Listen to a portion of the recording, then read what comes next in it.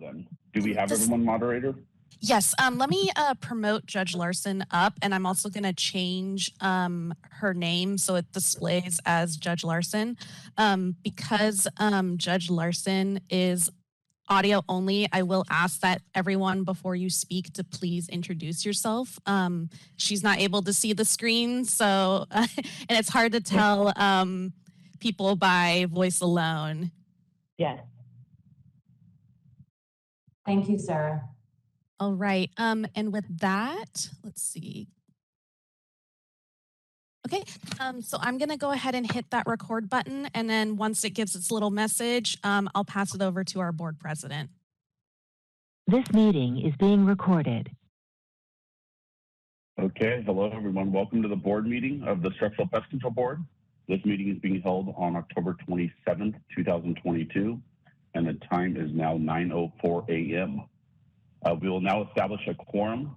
Sophia, can you please do a roll call? Yes, thank you, President Finley. President Finley. Here. Vice President Devermont. Yesenia Anderson. Mark Paxson. Here.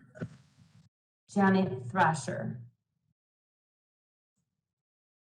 With 4 members present, we have a quorum. Quorum established. We will now move on to our next agenda item, Pledge of Allegiance. So if everyone can join me. Pledge allegiance to the flag of the United States of America and to the republic for which it stands, one nation under God, indivisible, justice for all. Thank you. Let's turn it over to public comment for items not on the agenda. Can we open it up to the public to see if they have any comments?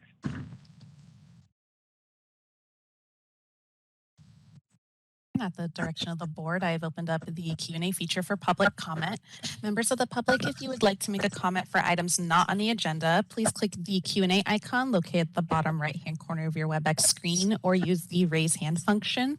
And audio-only participants can raise their hand by pressing *3 on their device. And then just real quick before I go, I do have a public comment, but it sounds like we might be getting some feedback. If I can have people mute their microphones when they're not speaking, that'll prevent any of that audio feedback. So it looks like we have a request from Peggy Byerly. And Peggy, you'll be given 3 minutes to speak and a 15-second warning. Please click the unmute me button when the prompt appears on your device.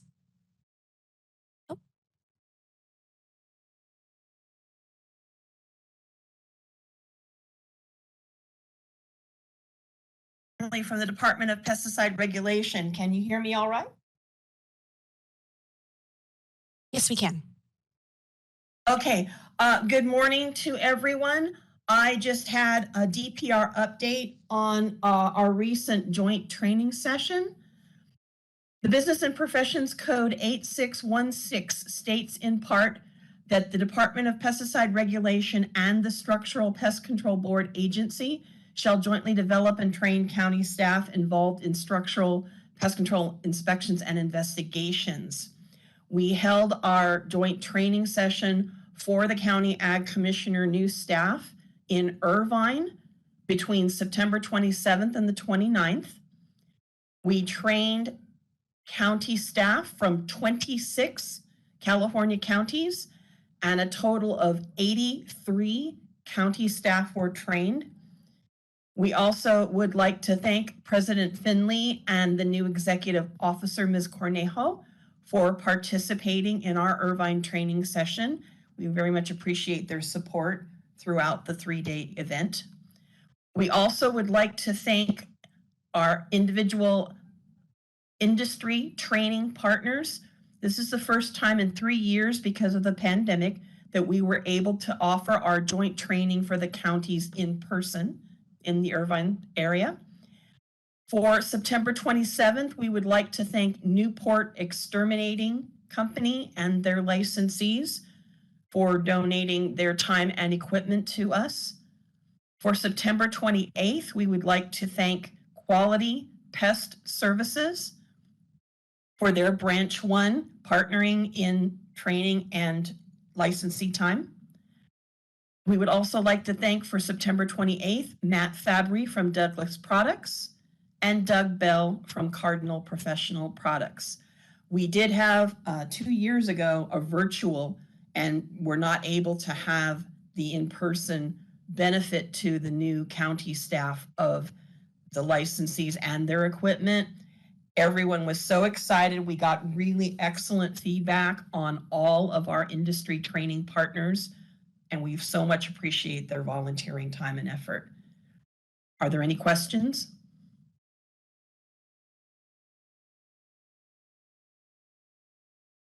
I just wanted to say thank you so much, Peggy, for always communicating with us, and thank you for having us down there. Thank you, Mr. Finley.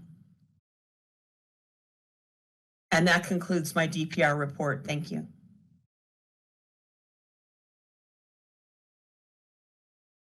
All right, this is the moderator. It appears there are no further requests for public comment. Would you like me to close the Q&A panel? Yes, please. And again, thank you, Peggy, so much for logging on or meeting us in person each board meeting and updating us. So agenda item, let's go to agenda item number 4 and 5. They are our petition hearings. The purpose of the hearings today is for the board to consider a petition for reinstatement and for modification or termination of probation. I will now turn the meeting over to the administrative law judge to begin the hearings. All right, and Mr. President, if you would just please tell me which of these hearings is first on the agenda? So we will go over Thomas Delgado first. All right, is Mr. Delgado with us?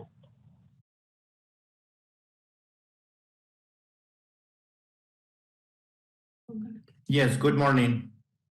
Good morning, Mr. Delgado. And do you have counsel, Mr. Delgado? Yes.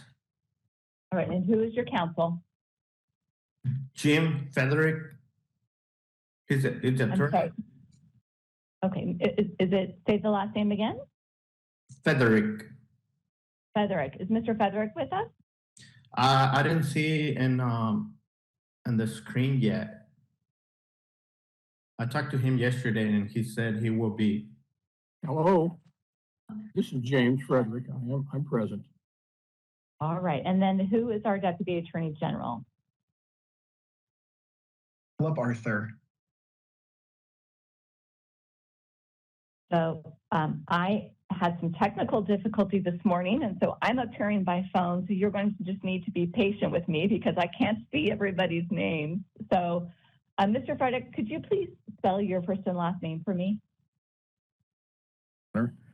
James, James, Frederick, Frederick.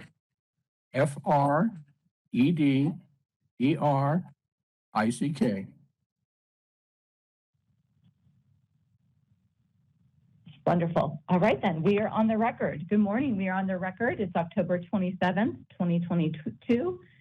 In the matter of the petition for reinstatement of Tomas Delgado. This case is being heard before the Structural Pest Control Board. This is OAH case number 2022-09697. The members have already identified themselves, but since this is our first hearing, I would just ask please that the members of the board please identify themselves for the record, starting with our president. Kyle Finley.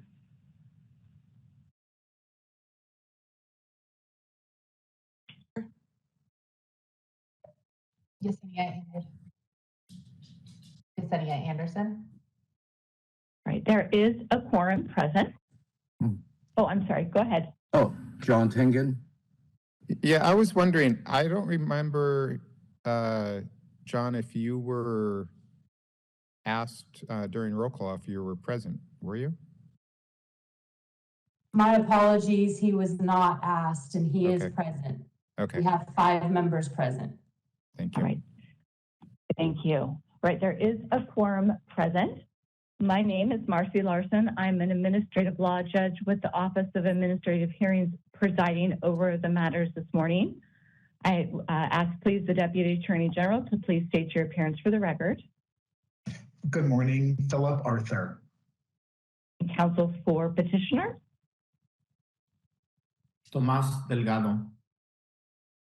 Counsel for petitioner, please. Frederick. All right, this matter was scheduled to be recorded by a court reporter. We did not have a court reporter available. Is there any objection, Mr. Arthur, to audio recording this hearing?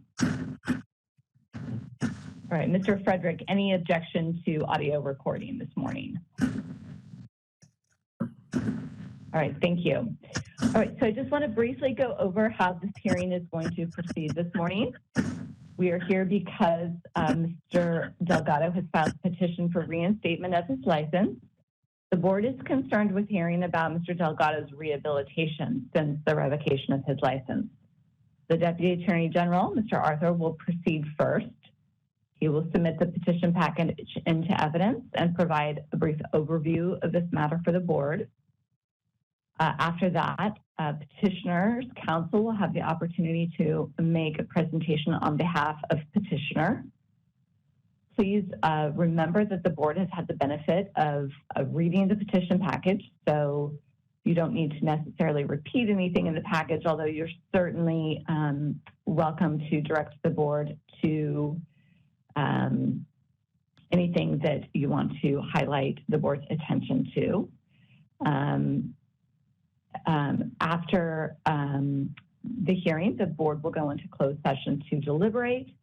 You will not receive a decision today, but sometime in the future.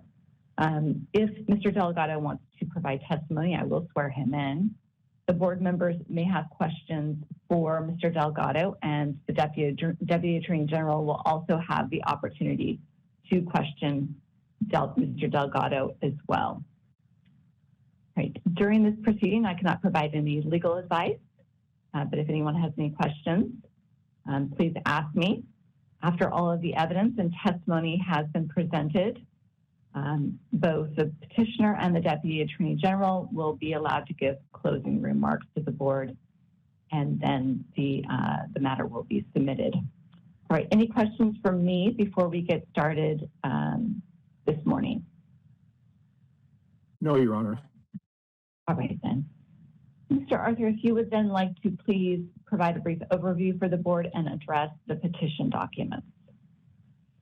And I just wanted to give a brief introduction to, I am appearing on behalf of the Attorney General in accordance with Government Code Section 11522. I'm here to assist the panel in fact-finding.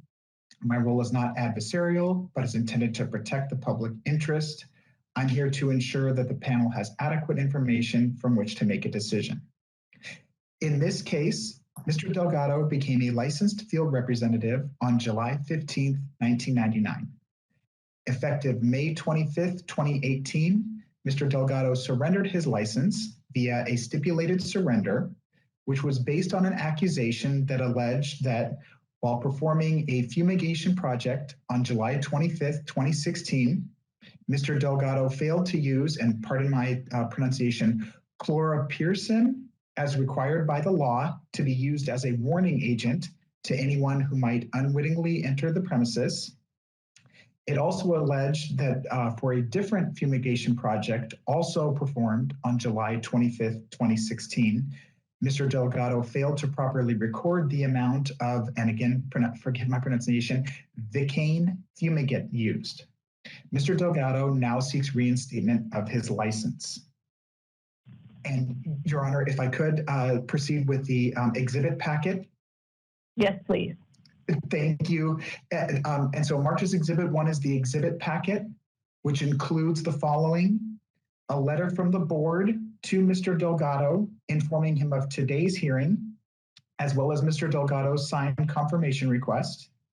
It includes a letter from the board to Mr. Delgado informing him of the previously scheduled October 18th, 2022 hearing, as well as Mr. Delgado's signed confirmation request. It includes a letter from the board to Mr. Delgado providing 2 copies of the petition for reinstatement form and Mr. Delgado's signed acknowledgement of receipt. The packet also includes the petition itself, which has the following documents: Mr. Delgado's request for live scan service dated May 16th, 2022. A declaration from Mr. Delgado and attorney James L. Frederick, dated April 26, 2022. A declaration from Mr. Delgado, dated April 22nd, 2022. Declarations from Daniel Fuentes, Kristen Edwards, Octavio Huizar, David Sharp, Francisco Martinez, Mariana Longoria, Rochelle Mendoza, Luis Anaya, Sergio Avila, and Jose Delgado. It includes 2 commitment to excellence certificates issued to Mr. Delgado, dated 2020 and 2021. There are 2 certificates of training for Mr. Delgado, both dated April 6, 2021. There are 2 Douglas Products Stewardship Programs attendee forms, 2 continuing education certificates issued to Mr. Delgado, a certificate of appreciation issued to Mr. Delgado, dated October 24th, 2018. 9 safety meeting sheets, and a proof of service for the petition.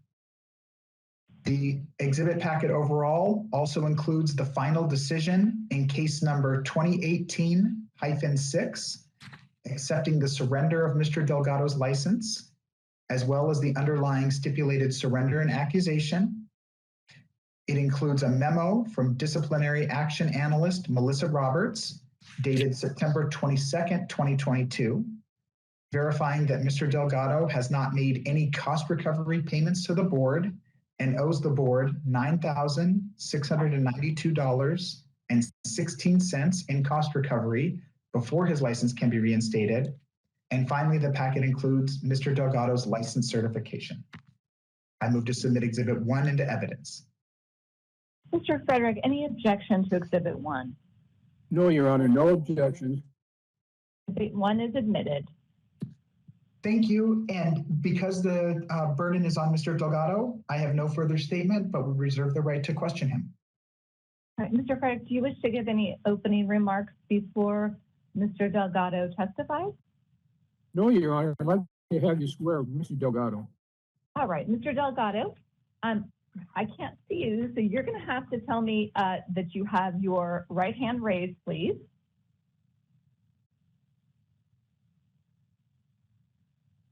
Mr. Delgado, do you have your right hand raised? Yes. All right. Do you solemnly swear or affirm under penalty of perjury that the testimony you give in this matter will be the truth, the whole truth, and nothing but the truth? Yes. Please state and spell your name. Tomas, Tomas, middle name Zuniga, last name Delgado, Delgado. All right, Mr. Delgado, just a few ground rules to make things go smooth this morning. Your attorney is going to ask you questions. Please make sure you wait and give a brief pause before you answer the question. That will make sure that he's done asking the question. Sometimes there's a bit of a delay when we're all appearing remotely. So just give that brief pause before you answer. And if you hear Mr. Arthur say the word objection, he's objecting to the question, which means that you are not to answer the question unless I instruct you to do so. After Mr. Frederick is done questioning you, Mr. Arthur will have an opportunity to question you, and the same rules apply. Just please make sure you give a brief pause before you answer. I'm going to also ask counsel to do the same, give a brief pause in between Mr. Delgado's answer and the next question. And then after Mr. Arthur's done asking questions, I will ask our board members if they have any questions as well. Do you understand? Yes. All right, Mr. Frederick, your witness. Thank you, Your Honor. Good morning, Mr. Delgado. Good morning. It's good to be here with you today. I need to ask you a few questions.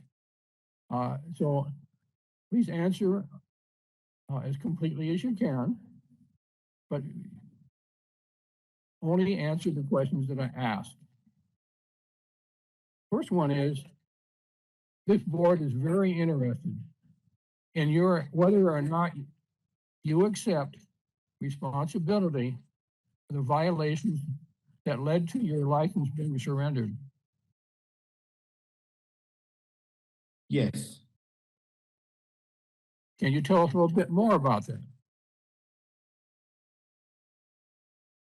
Well, I want to say I take all the responsibility, and I'm very sorry for what happened. I'm being so discontrol, losing my licenses, and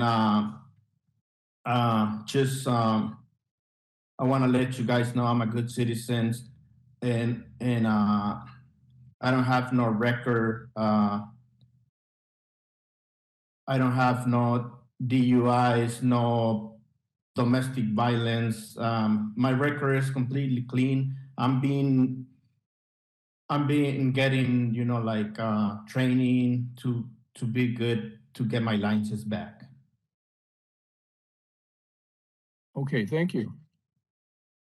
Mr. Delgado, since your license was officially revoked, have you been working?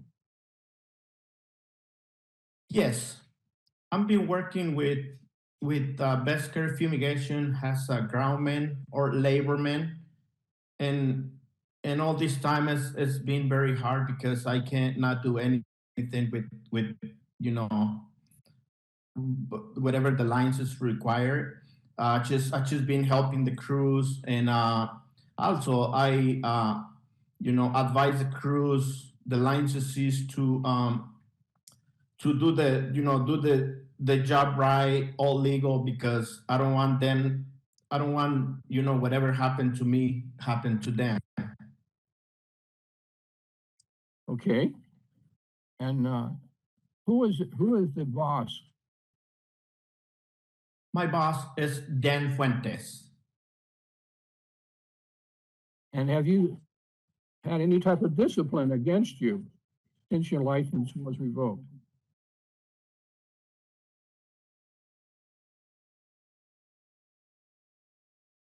Can you repeat the question, please?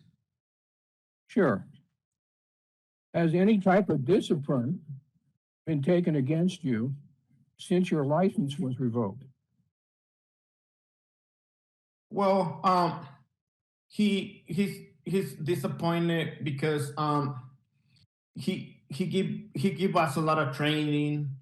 Also he give us meetings in the office, a lot of meetings, and but right now he advised me a lot how to be a good man, and if I get my licenses, be responsible and everything legal. Okay.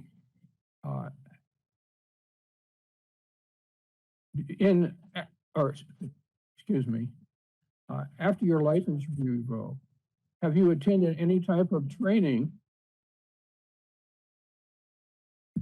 Oh yes. I was trying to get much education, fumigation education, much as I can. I was looking for everything, but the COVID stopped a lot of stuff. But I'm still go PCOC meetings, stewardship, and I went to the Commitment of Excellence exams. So we all those classes, and yeah, I've been getting a lot of education for the fumigation. Okay. Do you have a hazmat license? Repeat the question. Do you have a hazmat license? Oh yeah, I'm still have my hazmat driver license. Yes, my hazmat driver license is still active. Yes, and my record is completely clear. Yes. Have you taken any training for your hazmat license? Yes. We've been having have a hazmat training in the office when we have the meetings too. Yes. Do you provide any training for hazmat licensees? Yes. Okay.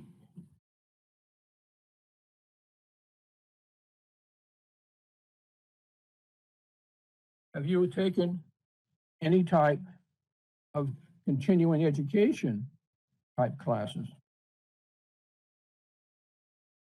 Continue educations, yes. When the PCOC meetings it's coming, my boss Dan Fuentes, he called me and we attend to those meetings. Did you take a class and the label is the law?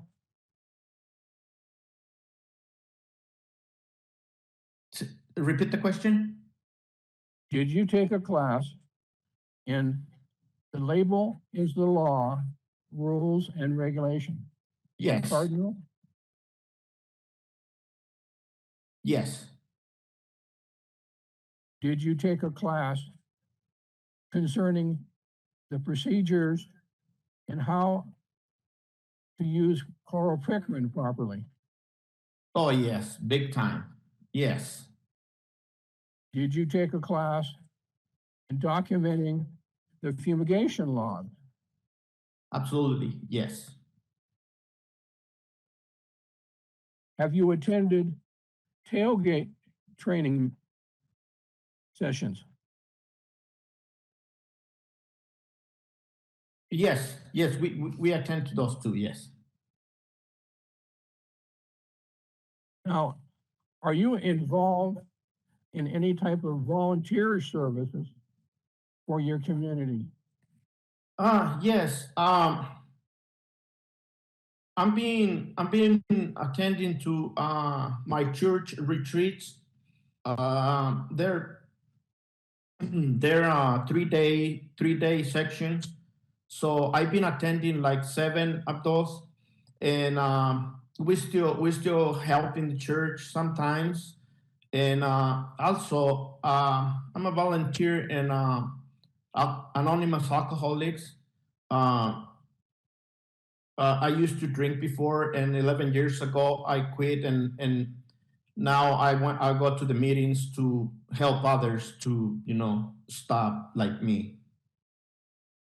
Okay. Now, another question is, what have you done to see that you don't have future violations? Well, all my training, PCOC meetings, and the meetings we have in the office that help a lot, and all the education is gonna help to and also this mistake I make helped me to prevent getting violation. Okay. One final question. Is there anything that you would like to add to your testimony? Well, just like I say, I tell my partners at work, it's been like nightmare to lose my licenses, and I always talk to them, do everything right, do everything legal, because lose you lose your license, it's something big, and lose my license, it's like if they cut my hands, because it's it's nothing I can do to help the company without the licenses. Just be like regular worker, like groundman or following the crew, but it's nothing I can do without my licenses. And yeah, I just try to advise the crews, to make it sure they're doing everything right. That way, they don't get in trouble like me. Okay, thank you very much. Thank you. All right, Mr. Arthur, any questions for Mr. Delgado? Yes, Your Honor, thank you. Good morning, Mr. Delgado. Good morning. So this question is going to be a little bit similar to the one that your attorney just asked you, but bear with me. What assurances can you offer to the board that similar conduct to what's described in the accusation won't happen again? You know, my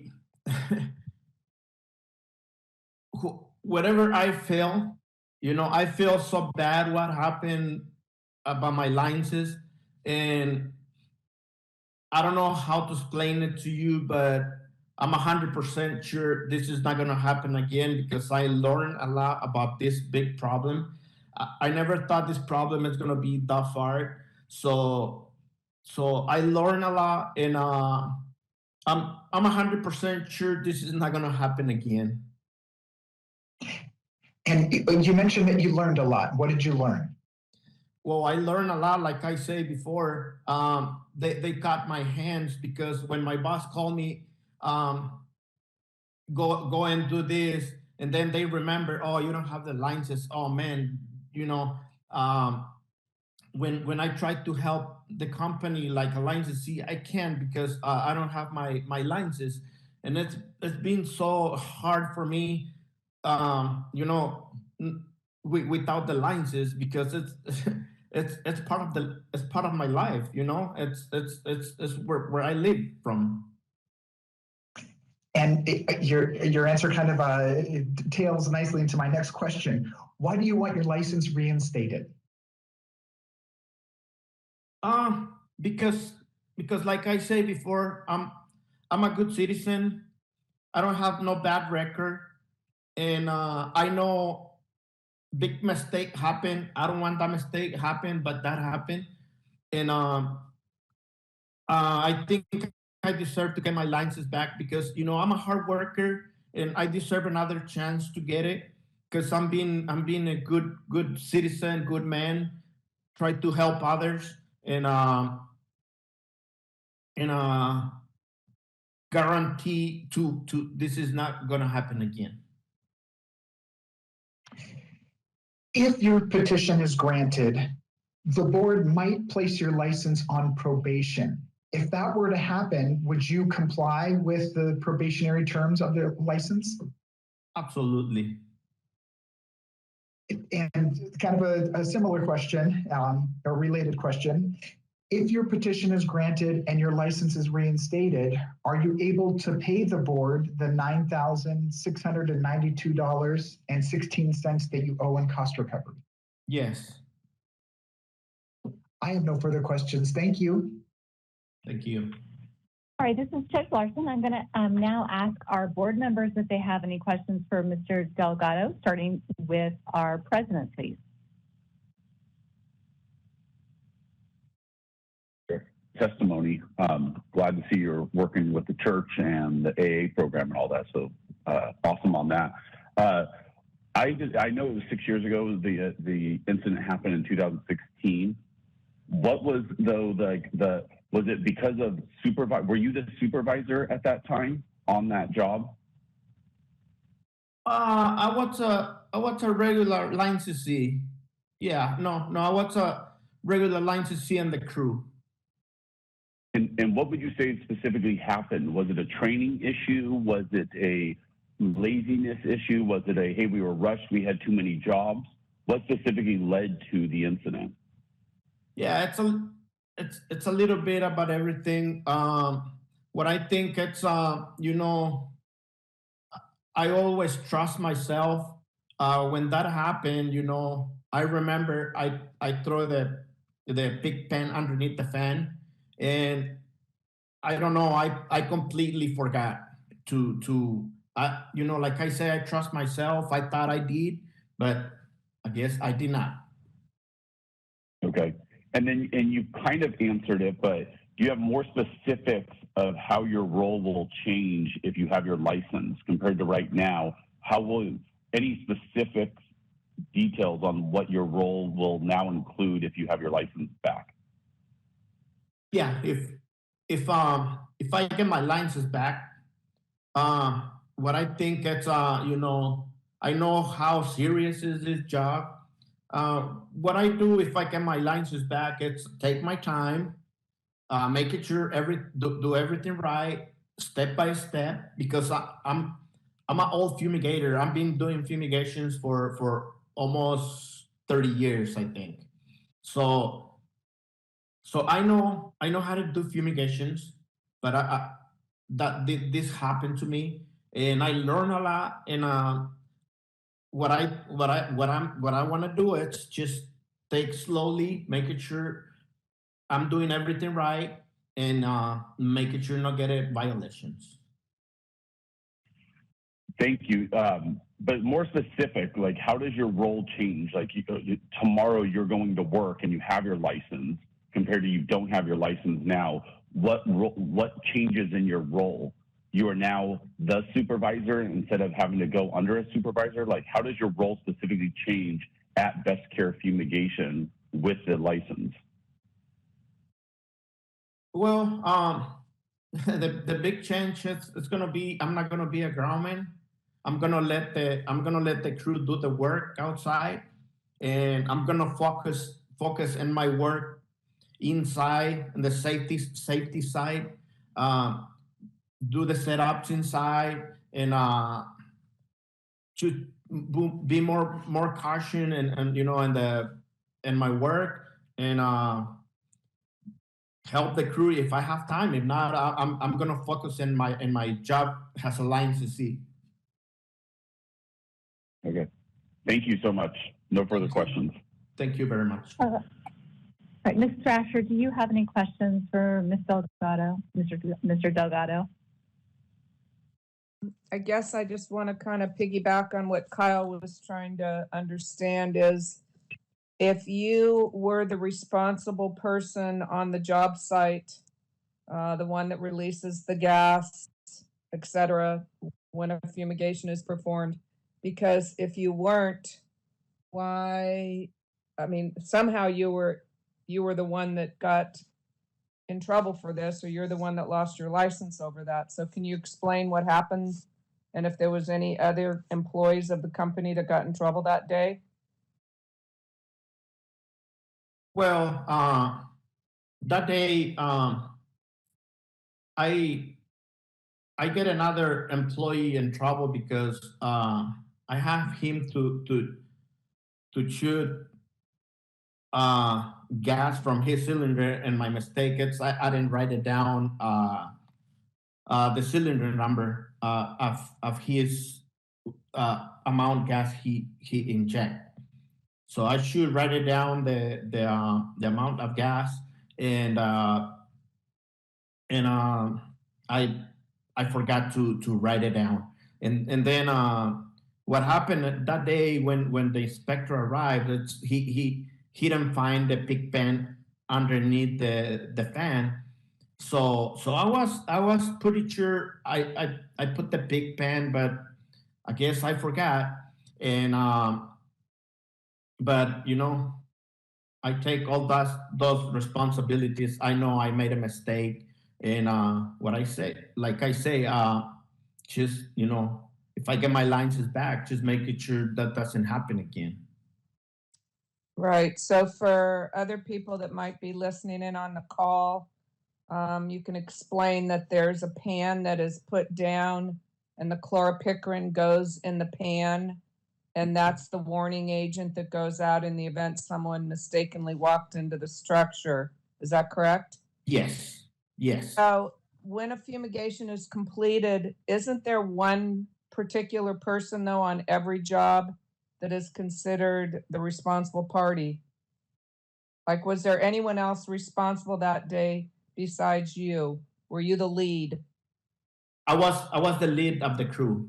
Yes. Okay. And I was responsible for that fumigation, take it down. Yes.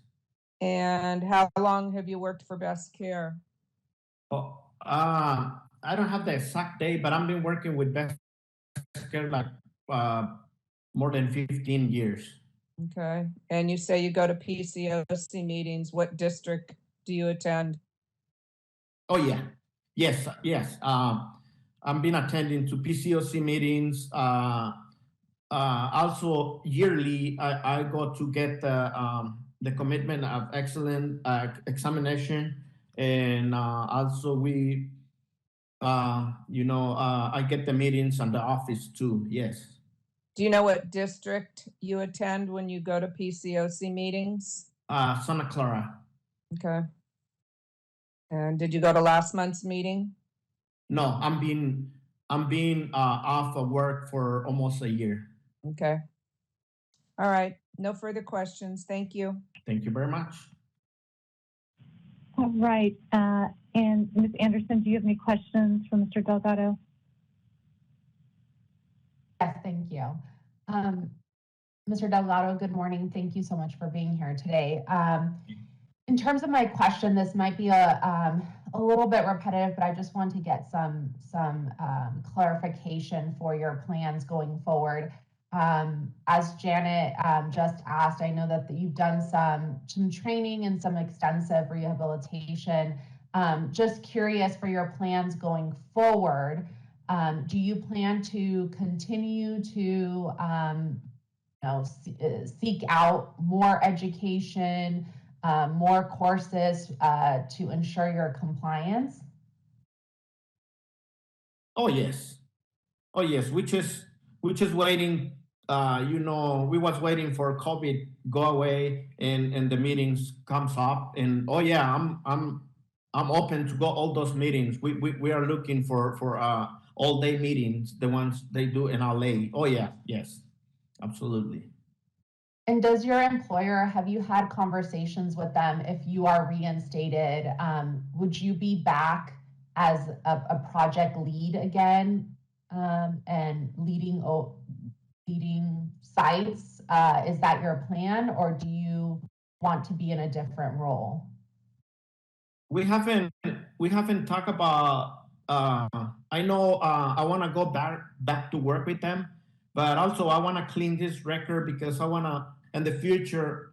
I might want to get my real estate agent licenses, and I want my records clear with the structural pest control board.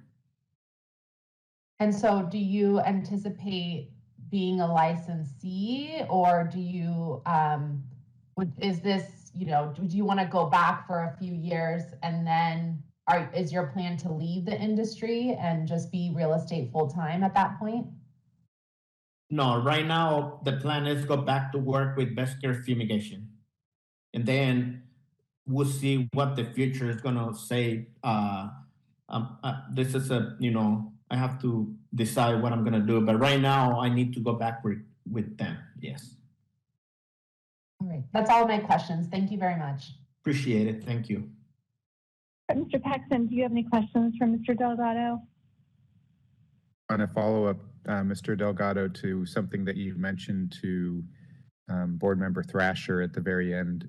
You mentioned that you've been off work for a year. Is that correct? Yeah, I take some time off to I was a little stressed, and my girlfriend and I, we decided to take some time off, and a year off. So my year is gonna be end in December. So we're planning to go back to I'm living in Bakersfield right now. So I'm planning to go back to Gilroy soon. Okay, that's it for me. Thank you. Appreciate it. Thank you. All right, and Mr. Tenig, if you have any questions for Mr. Delgado.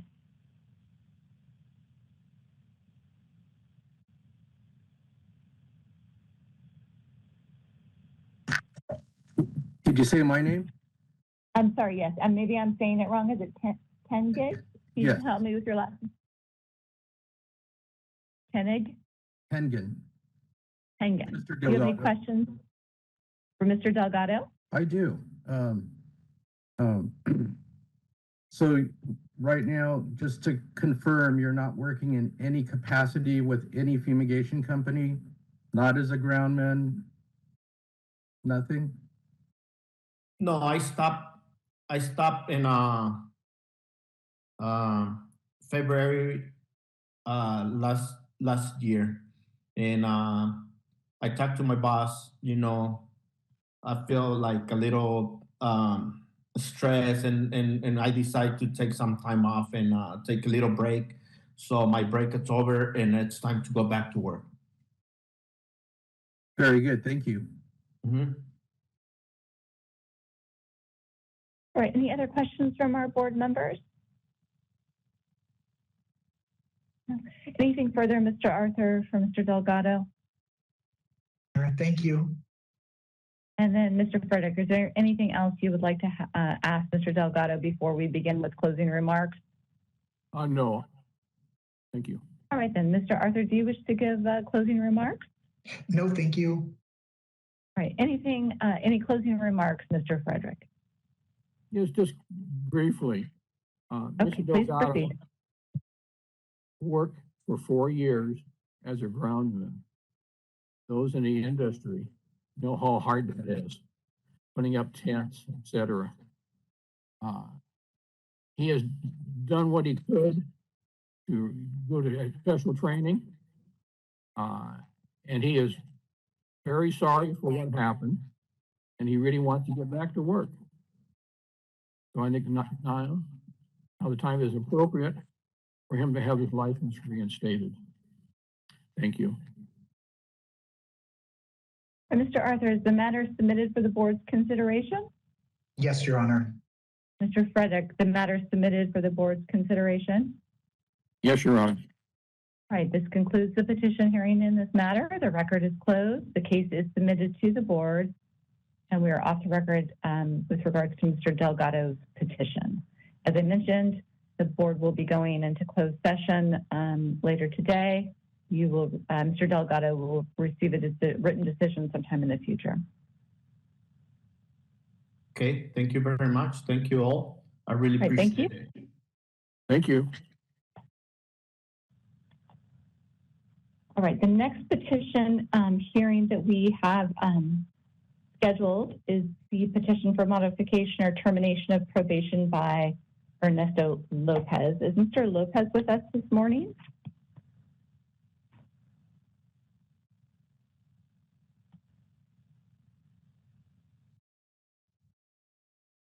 And Mr. Arthur, are you counsel for this for the people on this matter as well? Yes, Your Honor. All right, then is everybody ready to proceed?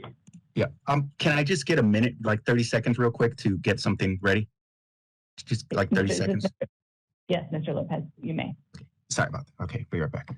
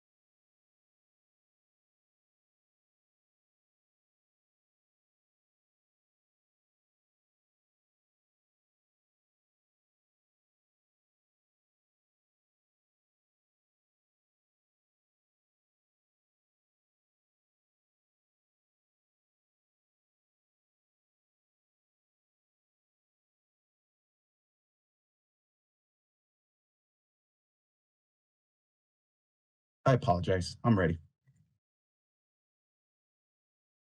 All right then. And Mr. Arthur, you're still with us, yes? I am, Your Honor, yes. All right. We are on the record. It is October 27th, 2022, in the matter of the petition for modification, termination of probation by Ernesto Lopez. This is OH case number 2022-090679. This matter is being heard before the Structural Pest Control Board. We do have a quorum present of the board. They've already identified themselves for the record. My name is Marcy Larson. I'm an administrative law judge with the Office of Administrative Hearings, presiding over the matter this morning.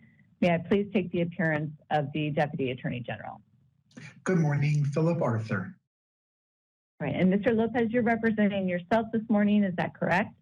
Yes. Right. This matter was scheduled to be transcribed by a court reporter. We did not have a court reporter available, so this matter is being recorded through WebEx. Any objection to the audio recording, Mr. Arthur? No, Your Honor. Any objection, Mr. Lopez? No. All right, so the matter will proceed with audio recording. I'm just going to briefly go over how the hearing is going to proceed this morning. We are here this morning because Mr. Lopez has filed a petition for early termination of probation. The way that the hearing will proceed is that Mr. Arthur will provide a brief overview of the history of discipline in this matter and identify the records in the petition package. And then Mr. Lopez, you'll have an opportunity then to present your case. I will swear you in. You can provide testimony to the board. Then Mr. Arthur will have an opportunity to ask you questions, and then the board members will have an opportunity to also ask you questions. Please understand the board's concern about any rehabilitation you've undertaken since your license was placed on probation.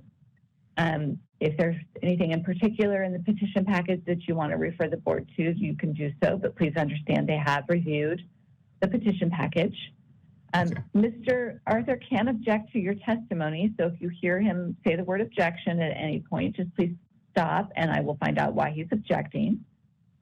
You can also object to any question that's asked by Mr. Arthur or the board members. Just please tell me if you have an objection.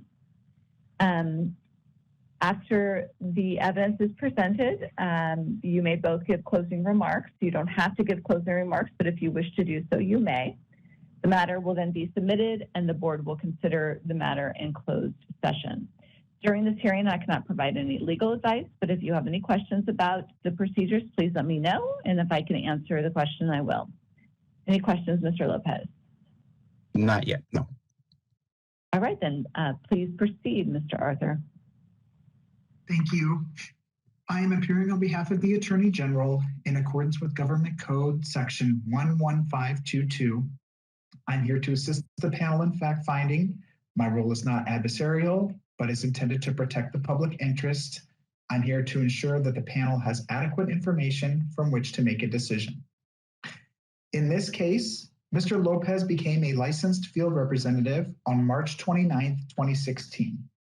Effective February 22nd, 2019, Mr. Lopez's license was placed on 5 years probation via a stipulated settlement, which was based on an accusation that alleged that in 2016, Mr. Lopez was convicted of violating Penal Code Section 273.5, Subdivision A, which is the overall charge is injuring a spouse or child's parent, and also Penal Code Section 273A, Subdivision A, child abuse.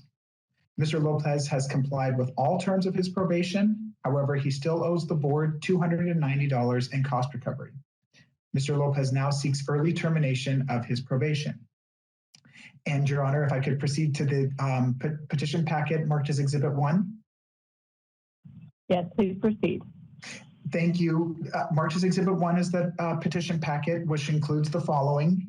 The first is a letter to Mr. Lopez from the board advising him of today's hearing, as well as Mr. Lopez's signed confirmation request.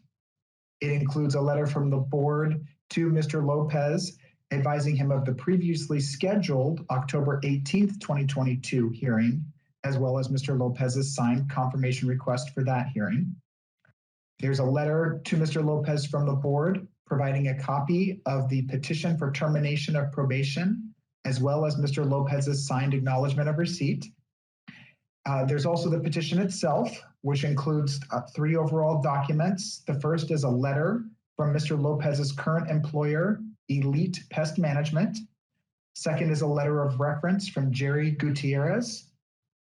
Third is a document from the San Bernardino County Probation Department, Child Abuser Treatment Program, Standard Reporting Form for the month of July 2018.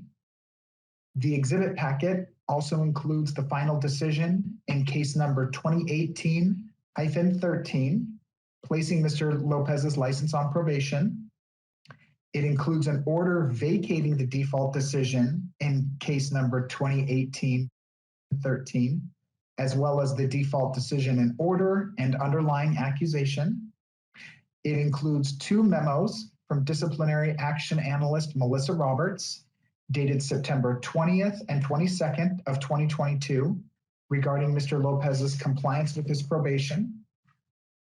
It includes correspondence between Ms. Roberts and Mr. Lopez regarding Mr. Lopez's compliance with his probation. It also includes Mr. Lopez's quarterly probation reports for May, August, and November of 2019, February, May, August, and November of 2020, February, May, August, and November of 2021, and February, May, and August of 2022.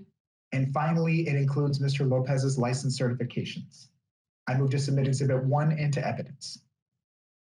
Mr. Lopez, any objection to Exhibit 1, the petition package identified by Mr. Arthur? No, none. I did want to ask though, I had a couple of other documents that I wanted to see if I could still present if it wasn't too late. So did you provide those documents to anybody? I did not. No, I wasn't able to get them on time. So no. I just have the papers here with me. So if I can, that's okay. What are the documents? It's their certificates of completion for my child abuse program and then for the domestic violence program. So it's just the certificate. It's not the summary of it like the other one. You can provide testimony to the board concerning those certificates and the dates of completion of those certificates that show the completion. Because you haven't produced those to Mr. Arthur and they weren't submitted to the board, it could be difficult to try to do that now. Okay. But you can certainly provide that information orally and tell them the dates that you completed those particular programs, all right? Sure, thank you. Okay. So Exhibit 1 is admitted. And then Mr. Lopez, would you like to testify on your own behalf? Yeah, what would I have to do then for that? Like, okay, well, I'm going to start by swearing you in and then I'll explain to you sure, how you can address the board. Please raise your right hand and tell me when it's raised. It is raised. You solemnly swear or affirm under penalty of perjury that the testimony you give in this matter will be the truth, the whole truth, and nothing but the truth. Yes. Please state and spell your name. Ernesto Lopez. ERNESTO LOPEZ. All right, so Mr. Lopez, as I explained before, the board is concerned about the rehabilitation you've undertaken since your license was disciplined. You may provide them any information that you think is important for them to consider when making a decision as to whether or not to terminate your probation early. And so, as I mentioned, things such as when you completed your various court-mandated classes and things like that, and anything that you want to share with the board that you think is important that they know. All right. And then, as I mentioned, Mr. Arthur will have an opportunity to ask you questions as well, and that often will also help you identify things that you want to share with the board. And then the board members will also have an opportunity to ask you questions. All right? Okay. You may begin. All right. Well, this whole event thing happened in around 2016, and 2022. It's been about 6 years. And those 6 years definitely have not been very easy. They've been very challenging because pest control was my, I guess, career, you could say. I didn't plan it that way, but it just kind of went that way along the way in life. It was difficult for many reasons. One, I had a lot of problems with my family and loved ones. fixing the relationships there was probably the hardest thing I had to do. Money wise, I couldn't get a decent job. Everywhere I'd go, they obviously look at my record, see that I had a hold on my license, and they didn't want to hire me, or if they did, it was with some type of stipulation from them, paying me less money, or, well, we can't hire you. There was always some type of stipulation, like we have to pay you less, or I can't get you for this position or that. So money wise was difficult. And then for myself, having to go through a lot of changes as far as maturing to know that I had done wrong to the people, to my wife, to my kids. It took a lot because I guess I was just like in a wrong place emotionally and mentally at the time. I didn't know how to solve problems, I guess. It was just, I didn't have any patience. A lot of things were wrong, I guess, but I've taken the time to go to these rehabilitation classes. I've worked with a counselor, or not a counselor, a therapist with my wife, one for myself. And well, in the 6 years that have passed, I've just kind of transformed into kind of what I am now, which is a more responsible man and someone that thinks a little more before he acts on those dumb, irrational thoughts that he used to have before. So I guess that would be it for right now. All right, thank you, Mr. Lopez. Mr. Arthur, do you have any questions for Mr. Lopez? Yes, Your Honor, thank you. Good morning, Mr. Lopez. Good morning. What have you learned since the discipline of your license that will assist you in not repeating the conduct that's described in the accusation? I learned that the emotions and those feelings that I had when I would get upset, they weren't, I don't want to say valid. I don't know if that's the right word, but you can't act on those things that you feel because they get you into situations that are bad situations, basically, like I did. So I've learned to not act on impulse so much anymore as I used to before. That would be the major thing, I think. And then this is kind of a similar question. What assurances can you offer to the board that the misconduct described in the accusation won't be repeated? I've lost a lot, like I said.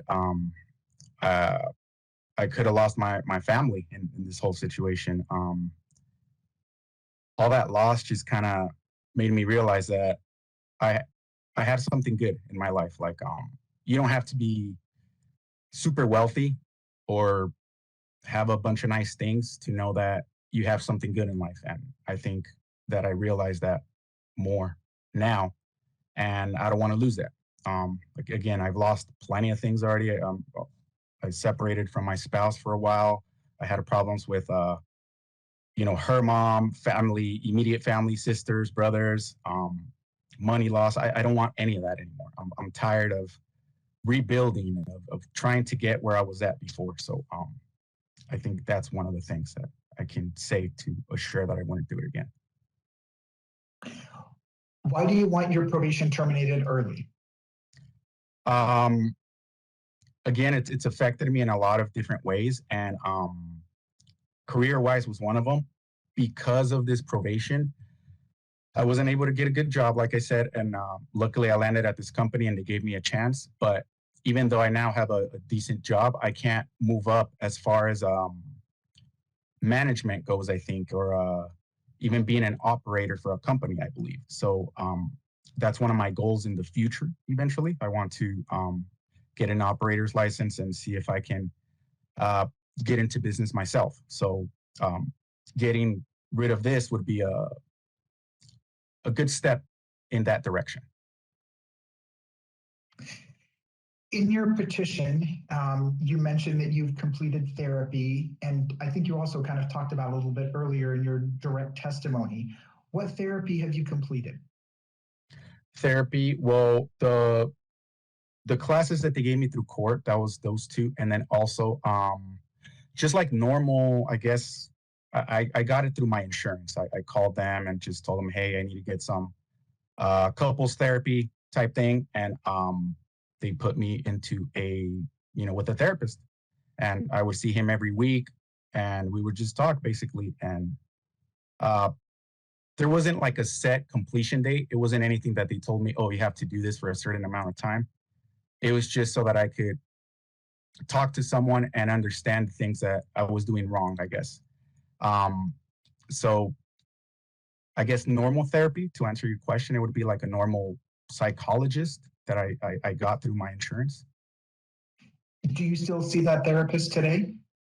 Not anymore, no. I stopped seeing him about 3 months ago because we talked and he thought that I was doing much better. He thought that I was in a better place, and he felt that he asked if I could continue to talk to him, he said, but he didn't feel that I needed to address those issues that I needed in the past. He felt like I had made good progress and felt that I could handle the situations from now on. In your petition, you mentioned that you have formed healthier habits. What are those healthier habits? Doing things for myself, to be honest, because back then I used to just be caught up in work and just trying to get by and seeing what I needed to do to make things work at home. Now, I like to go running. So I see that as a form of, I don't know, meditation to me. I like to go out and do long distance run, and that calms me. So working out is one of those things that really helps me out. The psychologist was one of them, but again, I've let that go now. I think I'm okay. If I ever have any issues with having to talk to someone, I can actually just talk to my wife now, and talk to each other about problems, good things, bad things. So I've learned to speak a little better, like open up, because I used to have a very hard time just saying what was on my mind, I guess, and it would eventually build up and come out in the wrong way. So doing things for myself more, speaking up a little more, and I would say those two, I guess, are like the main ones. And it's maybe kind of a similar question. In your petition, you also state that you needed to make changes and that you did. What are those changes that you made? Those changes were, again, working on my attitude or my emotions as a whole, like not letting those anger issues or emotional problems that I had get to me. I did that through, again, going through to a psychologist, going through those courses that the court appointed me. And yeah, I think that's all for now. I can't think of anything else for now. Sorry. No, that's okay. And again, this may be a little bit similar too. In your petition, you state that in 2016, you were under a lot of pressure and did not know how to handle it. When you're placed under pressure now, how do you handle it?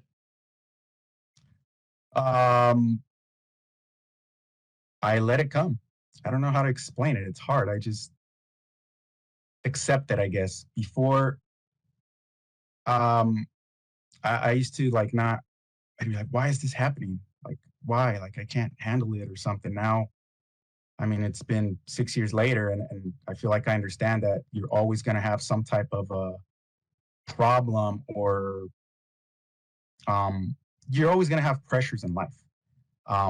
So I've learned to not, I guess, not act in that way anymore. Like, I don't know how to explain it. Just, I don't even feel the same way anymore. Like, if things happen, I don't even feel that internal bothersome feeling that I used to. So I don't know. I mean, I wish I could describe it a little better, but I can't. Earlier, you mentioned talking to your wife. In your petition, you state that in 2016, you did not know how to talk to your spouse. Do you know how to talk to her now? Yes. Like I mentioned a little earlier, I'm a little more open about talking about my feelings and things that are bothering me or making me feel a little bit weird, I guess. Before, I used to focus a lot on what people would think about me, I guess, and that would cause me to not want to open up or talk about some of the issues that were bothering me. But now I've learned that I know that it helps to sometimes just open up and just let, it could be your spouse or someone else, that you want to work on things or that something's bothering you so that it doesn't add up and build up and turn into something worse. And then for my last question, and forgive me, it's a little similar probably to one of the ones I asked before. In your petition, you state that the incident in 2016 occurred because you built up frustration and let it out in an unhealthy way. How do you deal with frustration now? Well, I might be being a little repetitive, and I'm sorry, but it's kind of the same thing. Again, I do a little more things for myself, like, exercising and even meditation, I guess you could say, just sitting down and getting away from things.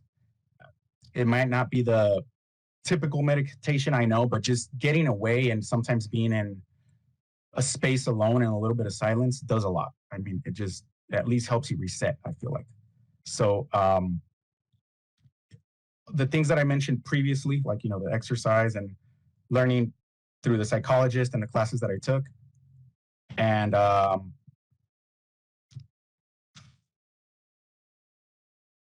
could you repeat it again, see if I can add anything else? I'm sorry.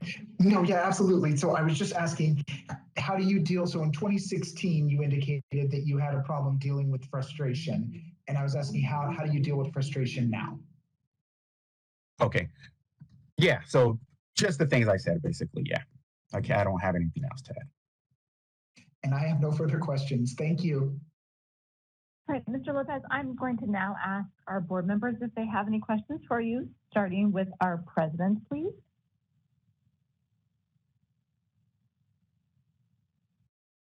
Commend you on your growth as just a person and especially just the willingness to share with us. I'm sure, you said it was hard to share in the past and now you're in front of a board and sharing feelings and thoughts. And so I just want to commend you on that. It's amazing that it shows that you've come a long way, just being willing to share with us.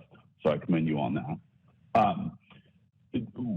Was the girl, part of the incident that happened, what's the relationship with the girlfriend at that time? Is that your current wife, and the relationship with your child? Yes, she's actually my wife. We were married then. And the child involved was my son as well, yes. Okay, so that is who is in your life now? Yes, they are still very much in my life. Yeah, I took my son to school earlier today and my wife's here, she's sleeping. Awesome. And then you kind of addressed it already, but as far as you do now you currently are working at a company, and how long have you been there? I've been with Elite since 2019 in January, so going on close to 4 years. And you feel that the probation of your license is holding back from growing, or is it more of looking to get your operator's license, getting rid of the probation? What specifically do you see your role like changing? I do not so much in the immediate future, but a little later, because I know I'm not completely ready to jump into the whole operator and getting into business on my own yet. But as far as career-wise, yes, because I want to get into some type of management eventually with the company. And when they see stuff like that, they usually don't want to mess with you because they think, you're just, I don't know, you're going to be problems basically. So yes, it definitely will help. But as far as like getting a job now, I think it's been long enough that companies see that and they don't really let it affect them unless it's, again, something to do with management or something higher, which I do eventually, again, want to get into in the future. So you've been with the same company for 3 years now. Are they holding you back because of this? Or is this something of, hey, you might be leaving the company you're currently with to go look for a management position and you're afraid you won't be able to get that position with another company? Because your company you've been with now, you've been with 3 years. They know who you are and your character and you as a person and your skill set. Are they specifically saying, hey, we like all that, we want to move you to management, but because of this, we can't? Or is it, hey, I might be leaving? Yes, they have no management positions, basically. I'm capped off where I'm at, basically. I won't be able to get into a higher position with them because they don't offer it. But yes, it's more to do with if I were to go to a different company and try to get into management with them. Like just to give you an example, I applied with Dewey for a quality control position, and they saw the stuff I had on my license, and they basically said that because of that, I couldn't get into the quality control position. So that once I got that all done and squared away, to contact them again and see if that was still available. That was about, I don't know, 8 months ago, I want to say, close to the beginning of the year. So, Okay, and stuff like that, it does affect me. Oh, sorry about that. No, sorry, I interrupted you. No, that was going to be my next question is, do you have an example of something where this has held you back? So, no, you answered that, and that completely clarified it for me. So I have no further questions. Thank you so much. Okay, thank you. Ms. Thrasher, do you have any questions for Mr. Lopez?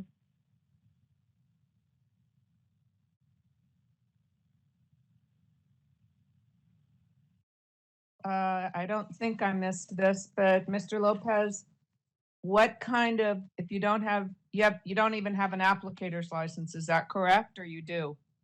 I do. I have it. Well, no, not an applicator. So I have a field rep, branch 2 and branch 3. But I thought that's what got suspended.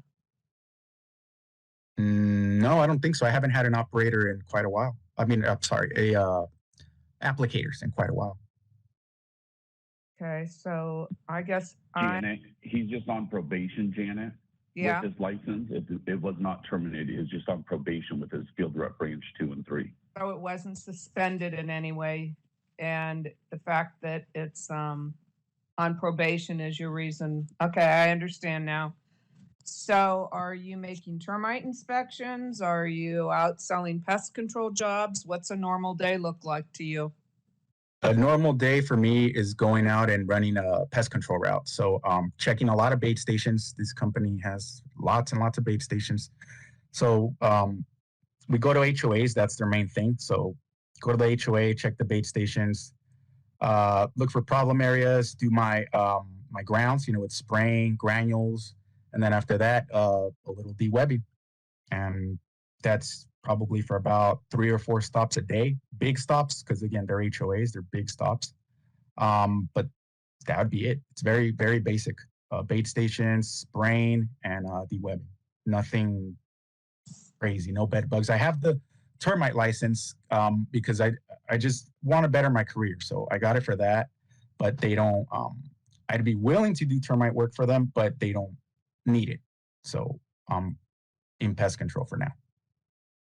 Okay, I really don't have any other questions. Thank you and good luck. Thank you. All right, Ms. Anderson, any questions for Mr. Lopez? Mr. Lopez, thank you for sharing earlier. I think you gave us a great understanding of how some of the programs that you've undergone have really contributed to your betterment on a personal perspective. Just curious from a rehabilitation perspective as it relates to your work within the industry. Can you speak to whether it was these programs, the counseling, or anything else that you've undergone? How has that helped to improve you as within the workplace and you and your current role and perhaps even beyond?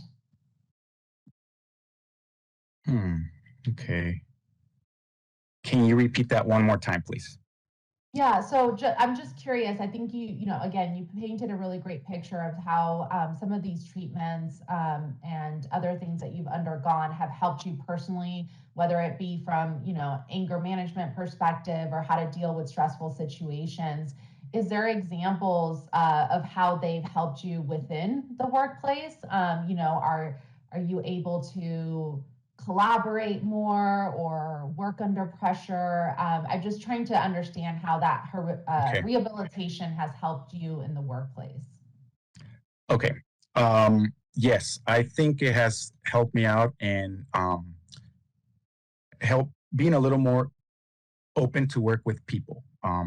Being more, like you said, being able to collaborate with them. Before I was more of a just do my own thing type of thing. Didn't want to work with anyone. Now I'm a little more comfortable doing that. I think it's helped a lot in my customer service as far as speaking to people, to my customers. I have formed very good relationships with, I want to say all of them pretty much. I've been there 4 years now, so they pretty much all know me now. I was going to try to get some letters from them, but I didn't. But yeah, my communication has gotten better because I don't feel as, what would be the word I'm looking for? I don't feel as in my shell, I guess. Like I'm a little, it's easier for me to open up and talk to people now. When before, I know it sounds weird, but it was really hard for me to open up and like um, have a friendly, normal conversation with someone, I guess. So it's helped me to become a better like pest control, or not even pest control, just customer service wise. It's helped me out a lot with my customers. Yes. Thank you. That's great. Sure. Mr. Paxton, do you have any questions for Mr. Lopez? Just, I think a couple. One is I just want to clarify the record because I thought when I read the documents in your case, there was a reference to an earlier incident too, involving some abuse. Is that accurate? Yes, there was a one or a few before that. Yes, I think you guys have them all, no? On the, I don't know what they call it, the exhibit thing. The exhibits? Yeah. So can you just briefly describe what happened in those situations too? I guess kind of the same thing, the last one was the one that was, I guess, got real bad. But in those situations, we were arguing and it got out of hand. And, I'd either like, I'd yell at her and at one point, I think I shoved her. It's hard to recall specifics, but if I were to say, I would say kind of like the same things happened, but to a lesser degree probably. Because in 2016 I ended up going to jail for I don't know, almost 2 months or something like that. Okay. So, and I know that some other questions have kind of delved into this, but considering it was more than one incident, there were several. And I, as board member President Finley said, I commend you for coming here and sharing some of this stuff with us. But let's just say you have a really rough day at work tomorrow and you're frustrated and you're angry and you get home. What do you do to make sure that doesn't affect your wife or your kids? I just come home and give them a hug and, tell them I love them and just, I don't know, act like it's a normal day, I guess, I don't bring the problems from work into my house anymore. It's just something I just don't do, it's not worth it to me. So I don't know. I would continue to just act like a loving person to my wife, I guess. I'd talk to her, be like, hey, I had a really rough day. I'm sorry if I'm, in this particular way right now. I might need a little space. So, just, I'm going to be outside or something and then just kind of like relax. I should add, I have now too, a very supportive spouse, someone that has come a long way too, because in issues and our incidents that we had, it was she's grown a lot too. That's all I want to say. She's grown, and she's found ways to so that we can talk to each other in a healthy way as well. I guess that's through the psychologist or something that showed us ways that we can do that. But yeah, just her and myself, we know the damage that's been done, I suppose, and we understand it, we know it, and we try to just value the fact that we're still even in each other's life. So I don't know. I guess I'd talk to her to answer your question and just let her know that, it was a rough day and that I might need space. But yeah, that's it. Okay, thank you. I don't know how this necessarily works if your probation is revoked or if your probation is terminated, but there was a mention to there still being a small amount that you owe to the board. Would you be able to pay that if the board grants your request? Yes, absolutely. Actually, there should already be a check in the mail. I put it in yesterday, so okay, that will be paid off. Yes. Okay, I've got nothing more. Thank you. All right, then, Mr. Tangen, any questions for Mr. Lopez? But I would like to make a statement. Thank you for your time today and taking ownership of the situation and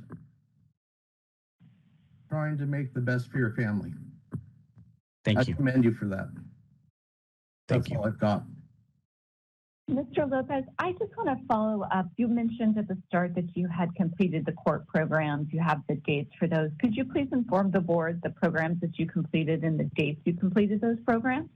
I can, yeah.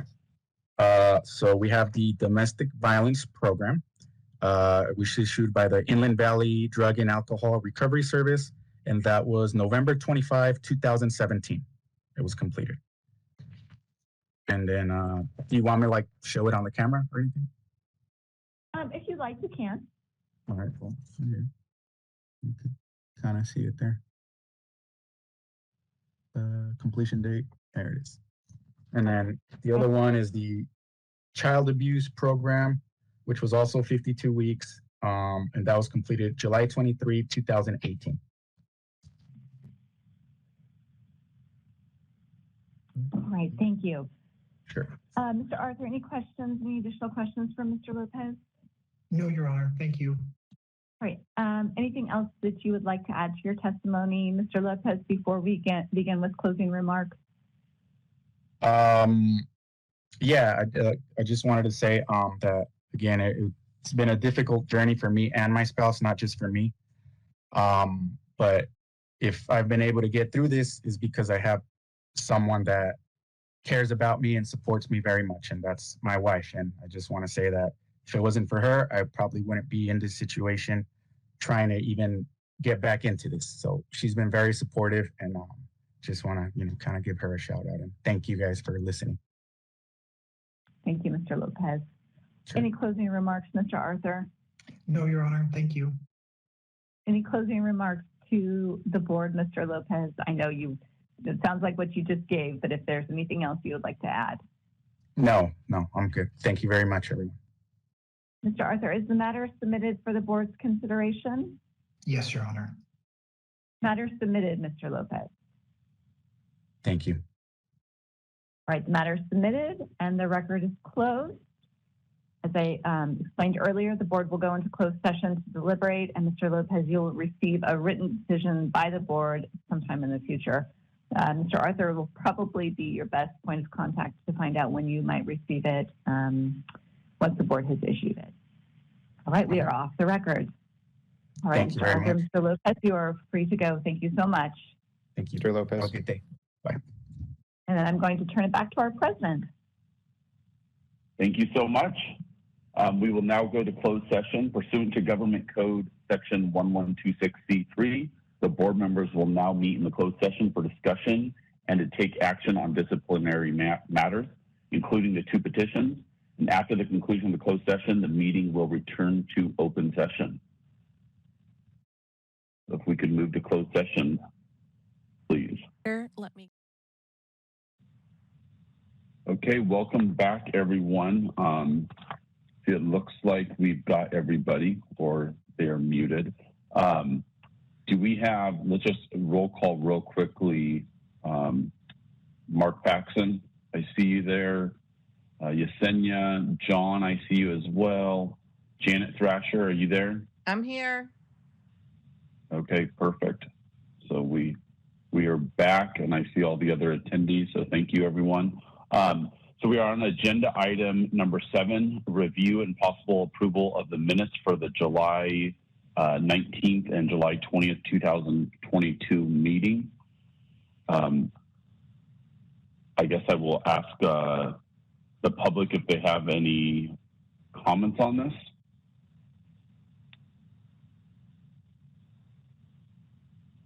This is the moderator, and at the direction of the board, I have opened up the Q&A feature for public comment. Members of the public, if you would like to make a comment on this item, please click the Q&A icon located at the bottom right-hand corner of your WebEx screen, or use the raise hand function.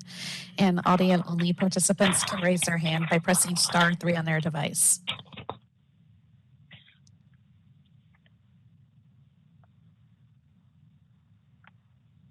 All right, and seeing no requests for comment, would you like me to close that Q&A panel? Yes, please. I will now ask the board for a motion, if someone would like to make a motion to approve the minutes.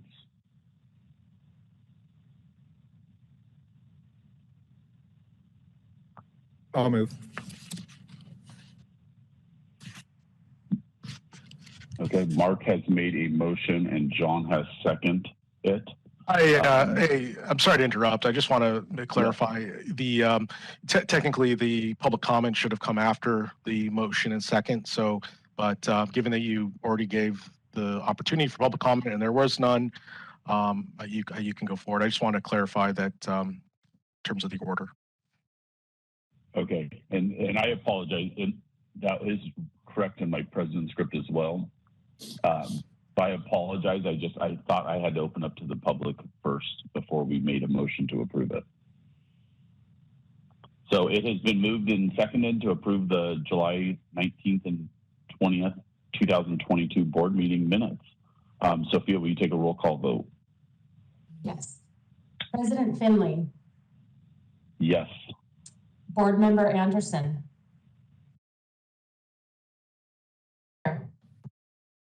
Board Member Paxson. Yes.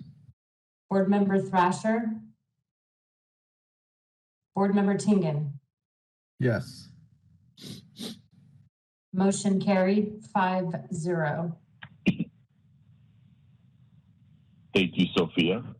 And I'm going to be turning it over to you for agenda item number 8, which is the executive officer's report. So how are things going? Well, things are going well, very busy. I just wanted to first say thank you to the board for the opportunity and entrusting in me to take on the role as the executive officer of the board. When I started a couple months ago, I had to hit the floor running on getting the board's sunset report finalized and getting the new strategic plan finalized before today's meeting. Staff have been very, very supportive. They've been a tremendous help to me in this process. I'm learning a lot about the industry, and I do have a lot more to learn still. My focus, one of my focuses right now is to help the board achieve its mission and to look for new and innovative ways to support our consumers and our licensees.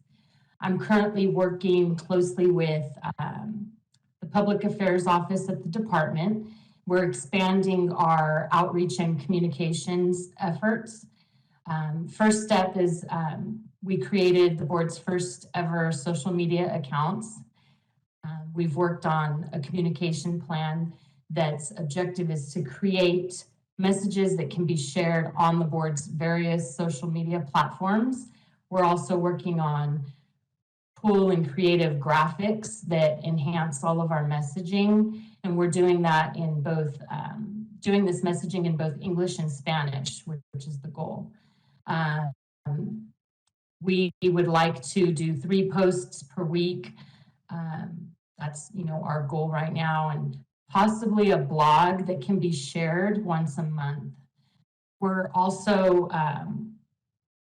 I also want to add that I have selected Melissa Zanetta as the board's new Chief of Licensing and Enforcement. I'm sorry, Chief of Licensing and Administration. Melissa has been with the board for almost 6 years, and she was lead of licensing for over 4 years. She has a wealth of knowledge, has been extremely helpful to me and to others. She really is an asset to the board, and I just wanted to publicly acknowledge her and congratulate her on this well-deserved promotion. So moving on to the EO report, in your meeting materials, you have the normal licensing statistics, examination statistics, WDO statistics. So if any of the board members have any questions on any of those, I won't go into detail about them. Everything on, looks pretty good, pretty consistent. You also have the next item there is the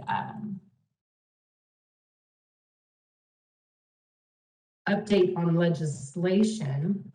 Get that. So there were 4 bills that passed and became effective and will become effective January 1st, with the exception of the Bagley-Keene being able to have the WebEx meeting. That's continuing until 2023. The main bill that affects us effective January 1st is the workers' compensation insurance coverage requirement. That's SB 1064. And we are working on, Melissa and a group with Melissa and myself are working on an implementation plan. We've been working with our IT department on making sure that we're capturing that, making changes to necessary forms. So that's going well. Are there any questions on pledge update? Okay. We also you have in your packets the fund conditions where we are. Things look good. If there's any questions on any of those.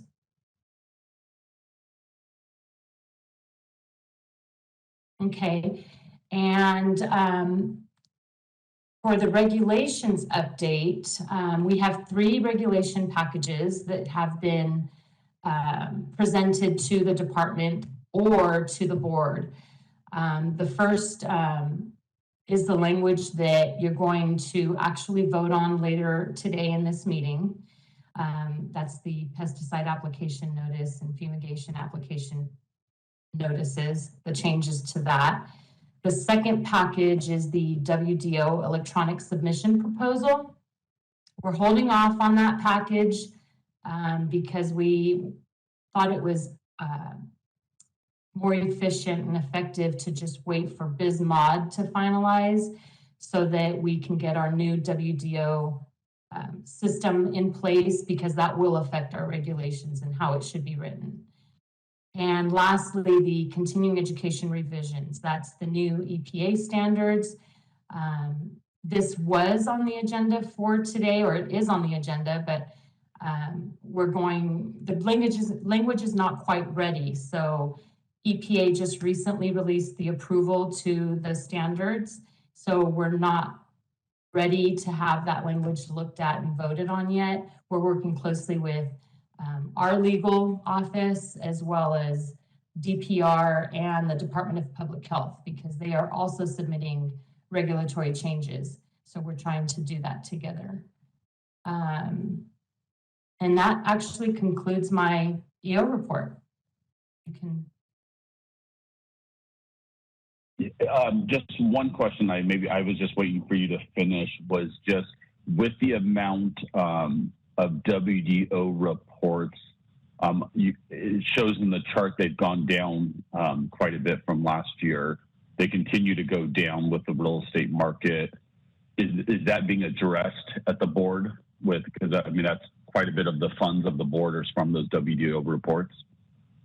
It's something that I do have on my radar, and I plan to meet with staff regarding that, and maybe look at increasing auditing, trying to see what else we can do to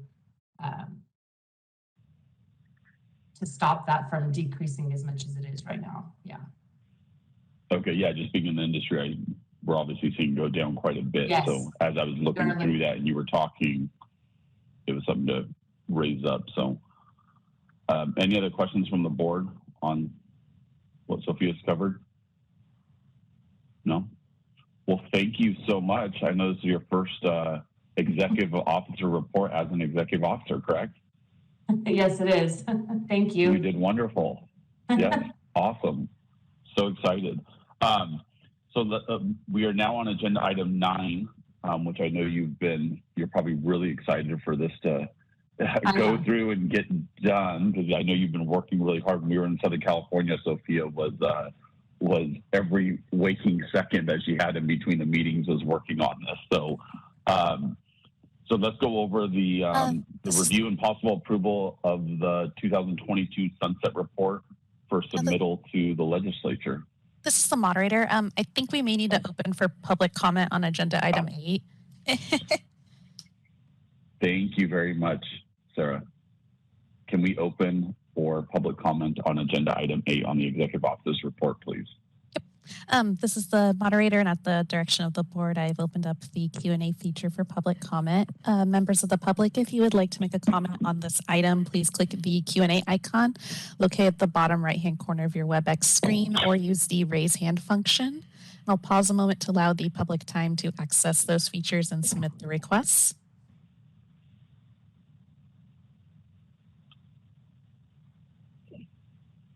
All right, and seeing none, would you like me to close that Q&A panel?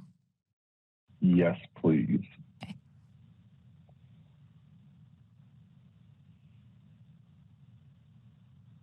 Okay, we are on agenda item number 9, review and possible approval of the Structural Pest Control Board 2022 Sunset Report for submittal to legislature. So Sophia, do you want to, I know it was 72 pages long, so we definitely don't want to go through 72 pages right now. I know hopefully we've all looked through it. Do you want to briefly tell us? Sure. So highlight some stuff.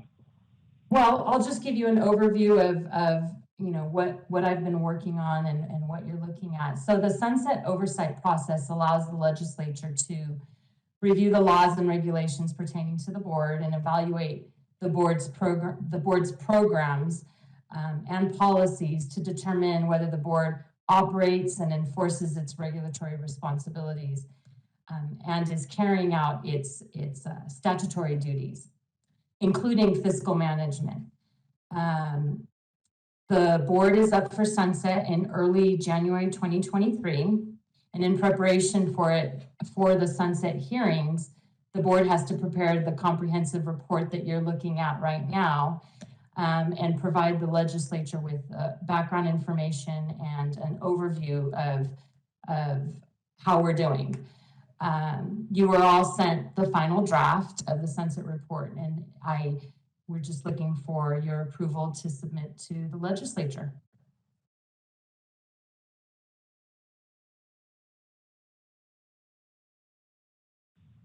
Are there any questions? Anything that stood out regarding I would like to point out that there are a few statistics that are still pending. I will plug those in, if the motion can be to approve the sunset report with, minor non-substantive changes that I may need to do. Just to include that it's just numbers that weren't quite ready yet. So you'll see some TBAs in some areas for licensing and enforcement. But we will have those ready before the report is submitted. And when are we expected to go in front of legislative and present the report? So they don't, I met with the department, the director and the chief deputy director regarding that. And it's usually around early March.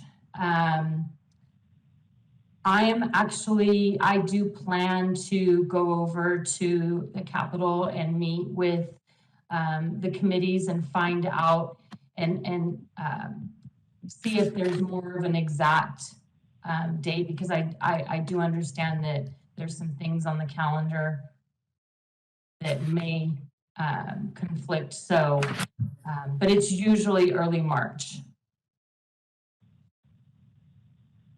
Okay, yeah, just being, all of us being newer to the board, none of us have gone through sunset review. So, and is there anything else as far as that, I guess, to that comment of us being newer board members that have not been through a sunset review that we need to be paying special attention to or highlighted on that? Well, they will prepare a response to our report with items that they will be, you know, with things that they'll be wanting to ask about at the hearing. We won't be, you know, caught off guard. But for the most part, they do address, you know, at the hearing, they address issues, whether or not things from the prior sunset were resolved. And if they see anything of concern right now, I think it'll go smoothly. I don't see any major concerns.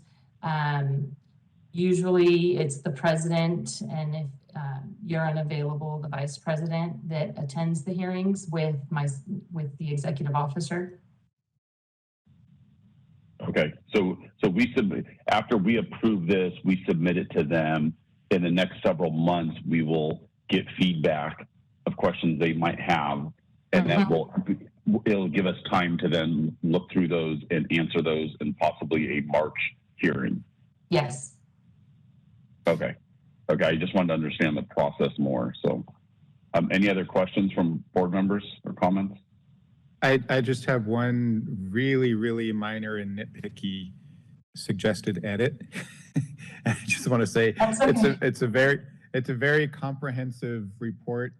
Well done to the staff and to the board members who assisted in preparing this. On page 3, in the continuing education section,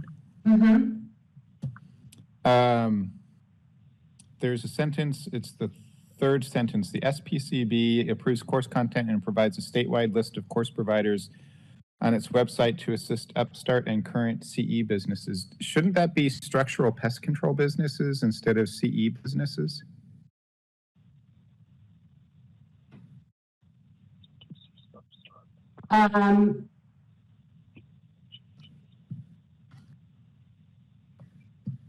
I think we're talking about continuing education though, and assisting the upstart of continuing education providers. Okay, so that's because I thought it was more, you know, the information is on the website to assist structural pest control companies to know where to get information on continuing education providers. But that's okay. The one other thing is, I kept looking at that thinking upstart. That doesn't seem right. It should be startup. I can work on that wording. I see what you're saying. but it should be startup instead of upstart. Yes. There's startup CE providers, and I think there's somewhere else in the report where that's used also. So just do a search for upstart, and that's it. That's all I have. Thank you. I've provided great value today. Yeah, Mark, it was something in strategic planning session that we were talking about on the continuing education providers, and are they, what kind of information, like do they have the right resources to provide the resources to the Structural Pest Control Board industry members? So that, yeah, thank you for bringing that up. Anybody else have anything?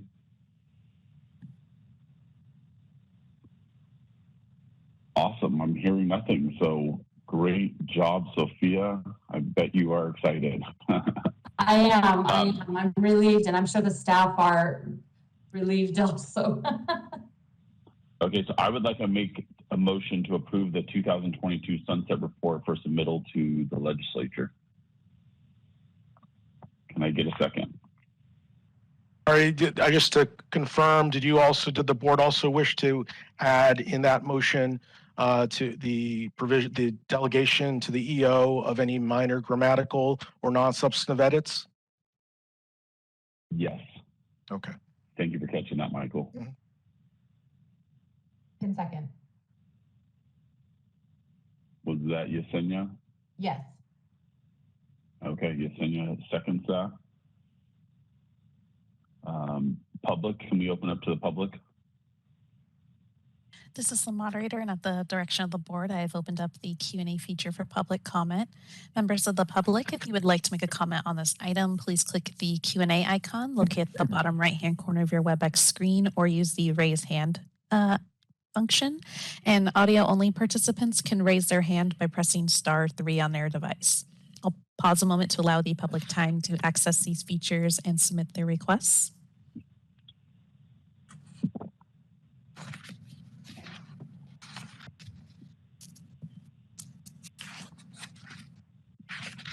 All right, and seeing none, would you like me to close that Q&A panel? Yes, please. It has been moved and seconded to approve the 2022 Sunset Report for submittal to the legislature. Sophia, can you take a roll call vote, please? Yes. President Finley. Yes. Board Member Anderson. Board Member Paxson. Yes. Board Member Thrasher. Board Member Tingen. Motion carried 5-0. Awesome. Motion carried. Let's move on to the next agenda item. Number 10, review and possible approval of the Structural Pest Control Board 2023 through 2028 strategic plan. That is, Sophia, I'm going to ask you if you could present that. It is on page 36 of our meeting, of our board materials, just so everyone knows. So the Department of Consumer Affairs Solid Planning Solutions began working with the board on developing a new strategic plan earlier this year. The process involved conducting a scan and evaluation of the environment in which the Structural Pest Control Board operates. Surveys were conducted of the industry stakeholders, including the board's licensees, associations, consumer groups, and other government entities. There is also an internal survey that was conducted of board staff and of board members. With the information provided, Solid was able to identify the board's strengths, weaknesses, opportunities, and threats. The board's final step in the process was the strategic planning session, and that was held on September 13th, just last month, where the board members and board staff worked together to develop goals and objectives for the strategic plan. In your meeting materials is that final draft of the 2023 to 2028 strategic plan for your approval.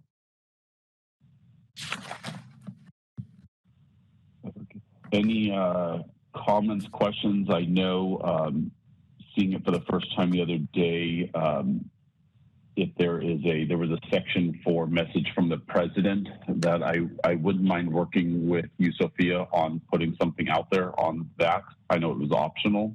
Yep. So other than that, I liked everything I saw and was what we had gone over in our meeting. So anybody else, questions, comments?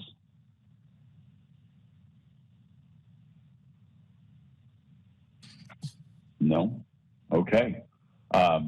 I'll ask the board for a motion to approve the 2023-2028 strategic plan. Someone like to make the motion? Mark, I'll move to approve. Okay. Can I get a second? I'll second it. John seconded it. Can we open up to the public to see if they have any comments on this motion? As the moderator and at the direction of the board, I've opened up the Q&A feature for public comment. Members of the public, if you would like to make a comment on this item, please click the Q&A icon located at the bottom right-hand corner of your WebEx screen or use the raise hand function. And audio-only participants can raise their hand by pressing *3 on their device. I'll pause a moment to allow the public time to access the Q&A panel and submit their requests.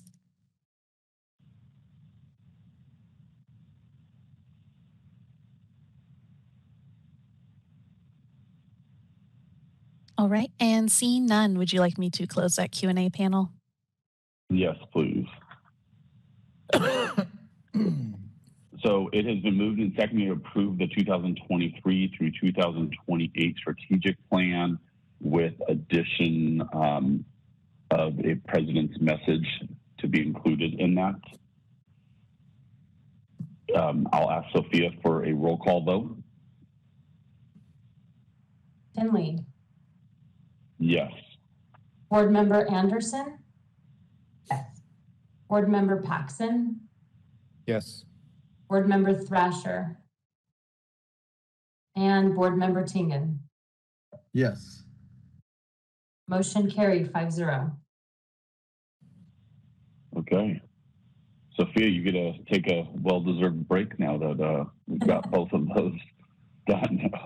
Welcome, and here's a lot of work. So I know, thank you again. I know that was a lot on your plate coming in brand new and taking on a strategic plan that was well overdue and a sunset that had kept being pushed out. So awesome job on getting those done. Thank you. Okay, we'll move on to the next agenda item. Discussion and possible action to consider changes to previously proposed text and reauthorization of a regular rulemaking to amend CCR sections 1970.4, 1970.41, 1970.42, and 1970.43. Would you want to, I'll ask you, Sophia, I guess, if you want to present the proposed regulations? Sure. So at the March 23rd, 2022 board meeting, the board approved proposed changes to CCR 1970.4, .41, .42, and .43 regarding the structural fumigation disclosure requirements and pesticide pre and post application notice requirements. After further review, board staff and board's legal counsel recommended additional substantive changes to the proposed text. Most importantly, being the occupant's fumigation notice and pesticide disclosure form, which we removed as from being an image in the regulation text to being to creating it as a new form and incorporating it by reference in the proposed language.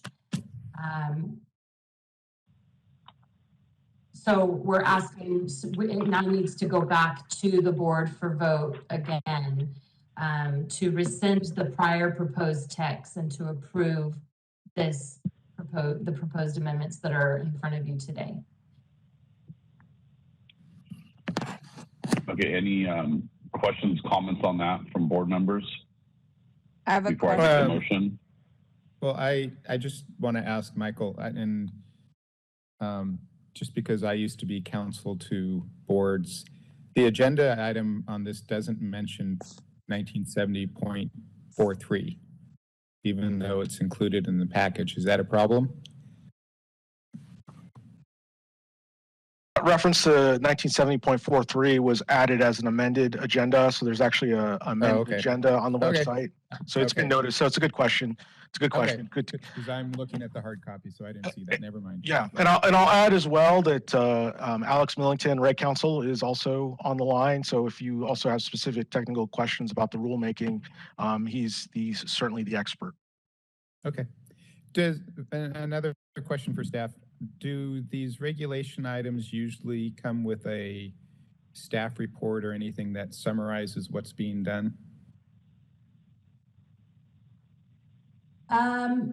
They can.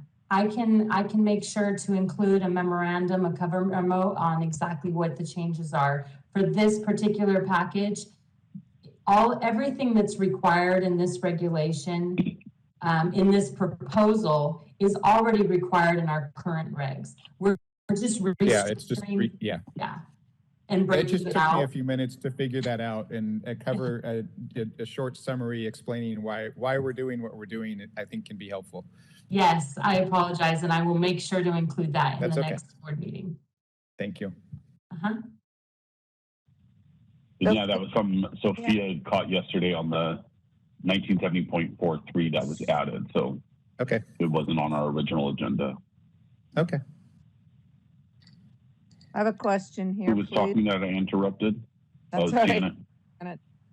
Sophia, who else was involved in the rewrite or the editing of this information? Did you bring in any industry members or discuss it with any fumigators?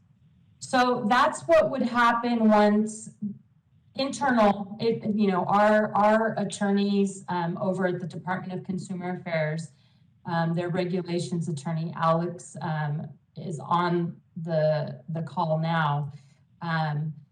But that's something, there is going to be an opportunity for the public to review this language once it's noticed. They got 45 days to look at the changes and to make any public comment, which we then would respond to, take into consideration, make additional changes if we feel necessary. So there is an opportunity for the industry. They will all receive a notice once this is actually submitted to the Office of Administrative Law for publication. Everyone will get a notice that is on our interested parties list. It will be posted on the website as well. So there will be an opportunity for the industry to give input. Okay, and what started this? What made you even know that it was something that needed to be worked on or that it was brought to your attention? Why did this come up? I will have to ask someone that's been with the board much longer than I have, because I came into this package. I couldn't answer that question, but Kathy, she's on the call. She may be able to give a little more insight on what started this. Or if Alex, if you're aware.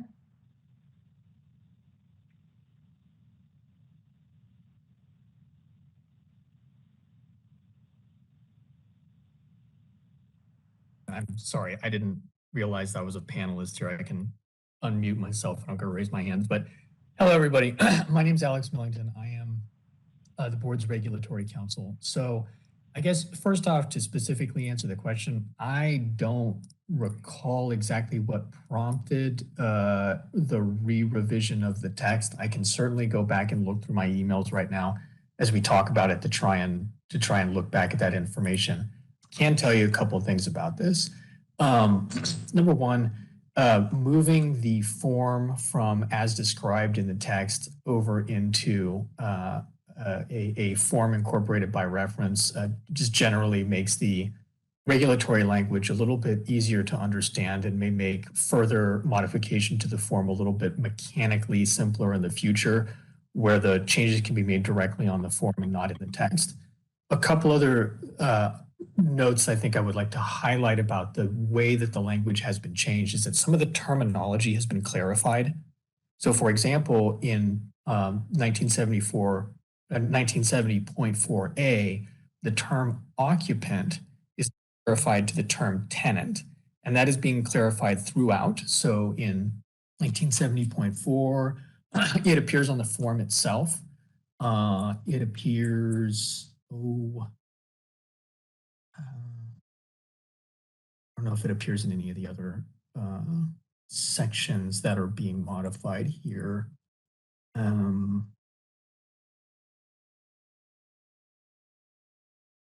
Yeah, within the industry, everyone calls it an OFN, an occupant's fumigation notice. So that's going to throw them for a loop right there. It'll be a TFN, right? And and as I understand, that was sought to clarify how the term is used in regulation.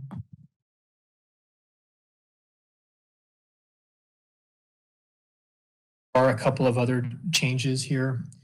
In 1970.41, the concept of heavily frequented areas was clarified to indicate that those areas be common in usage, and that to change, I guess, the previous text that had been approved by this board required the posting of the notice in conspicuous places to include cluster mailboxes, and that has been changed to just mean all multi-unit mailboxes. And to clarify that the notice be posted in laundry rooms and I'm sorry, that the notices be posted in certain circumstances for all exterior pest control services. So for that one, there was just a kind of a need for clarification as to what was meant by which areas the notices would be posted in. And then to move on to 70.42, there was a need to clarify in subdivision A1 the method by which the pesticide notice would be provided in writing and to who it would be provided to. So tenant was added to the list of individuals to whom the notice would be provided, and the method was clarified to state that, so previously it had stated that the notice could be provided in writing or electronically. And under this current version, you can still do that, but the way that that has been described is a little bit more specific. So the way it is in the current version is, or the version I think that you're looking at now, is that presumptively it's sent in writing personally or by first class mail, or the notice may be provided by email if that person had authorized that method of communication. So it just clarifies that it's still okay to send it by email, but that it would be in the circumstance where the person receiving it had previously agreed to receive notices by email. There are some other clarifying changes. For example, in 1970.42 sub A2, the name of the notice has been clarified. The previously approved version referred to it as a post-application notice. And the word pesticide has been inserted in there to clarify which notice is being referred to. And yeah, in sub B, there's a similar clarification of post-application pesticide notice. There's the word written is inserted in sub B to state other similar written document to clarify, I guess, to conform it to those changes that are being made to subdivision A1, requiring that the notice must be provided in writing. So that is just, again, conforming how the notice is referred to throughout the proposed changes to ensure that there's no confusion about whether the document needs to be written. There are a couple of other changes here. In 1970.42 subdivision C, the term structural pest control is inserted before company to clarify that so previously it said a registered company which applies. Now it says a registered structural pest control company. That's just clarifying again to the reader who the object of subdivision C would be, so to the exclusion of some other registered company, if someone might be confused about that. Importantly, the term must is inserted. It says around or to any structure must provide. The term shall is not preferred in my experience with the Office of Administrative Law, where you're talking about a mandate. They prefer the term must. So it's being included to clarify that it's that sort of categorical requirement. And There is also the addition in subdivision C time period. So, and I do want to make sure I'm talking a lot here.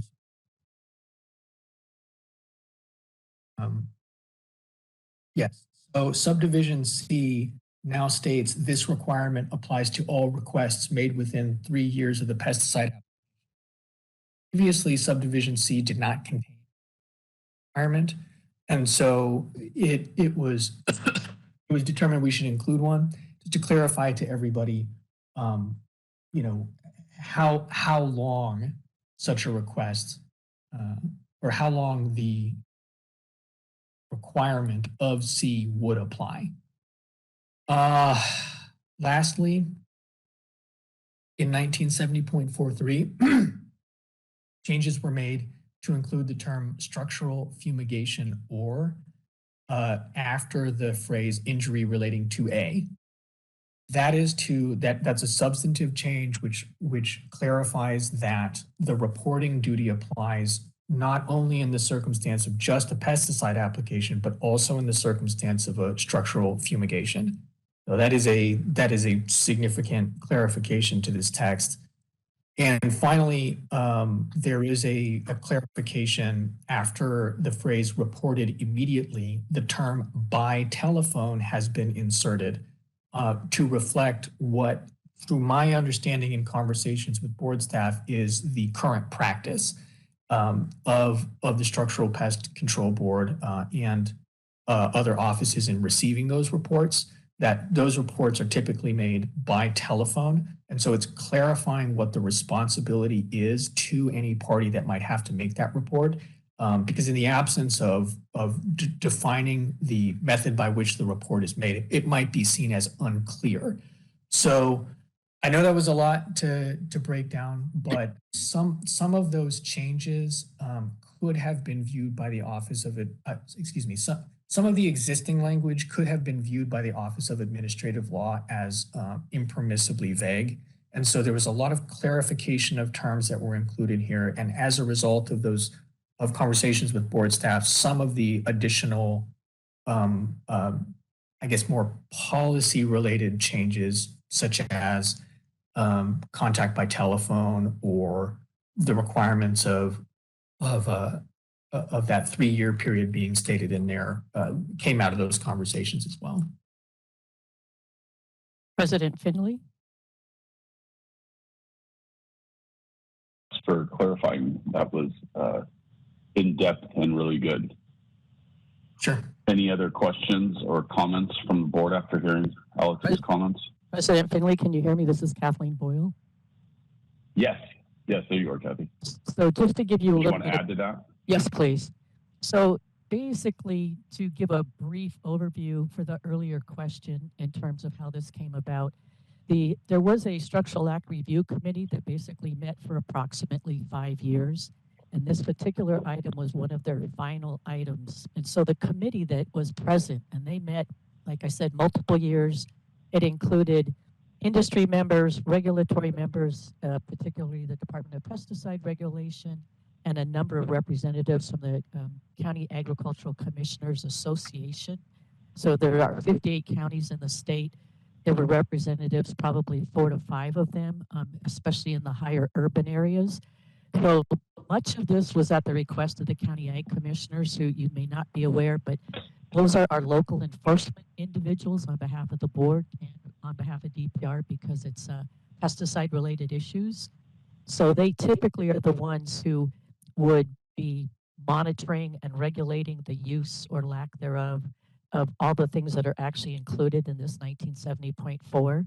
So the follow-up to this was basically it's taken a number of years to basically get either legislatively or regulatorily the Act Reviews Committee's long-standing efforts. So this is one of their final efforts. The committee ended approximately the end of 2016 and early 2017.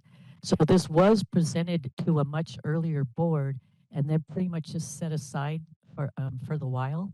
So if that helps in terms of the overview, and that yes, there was much involvement on both industry and regulators' viewpoint.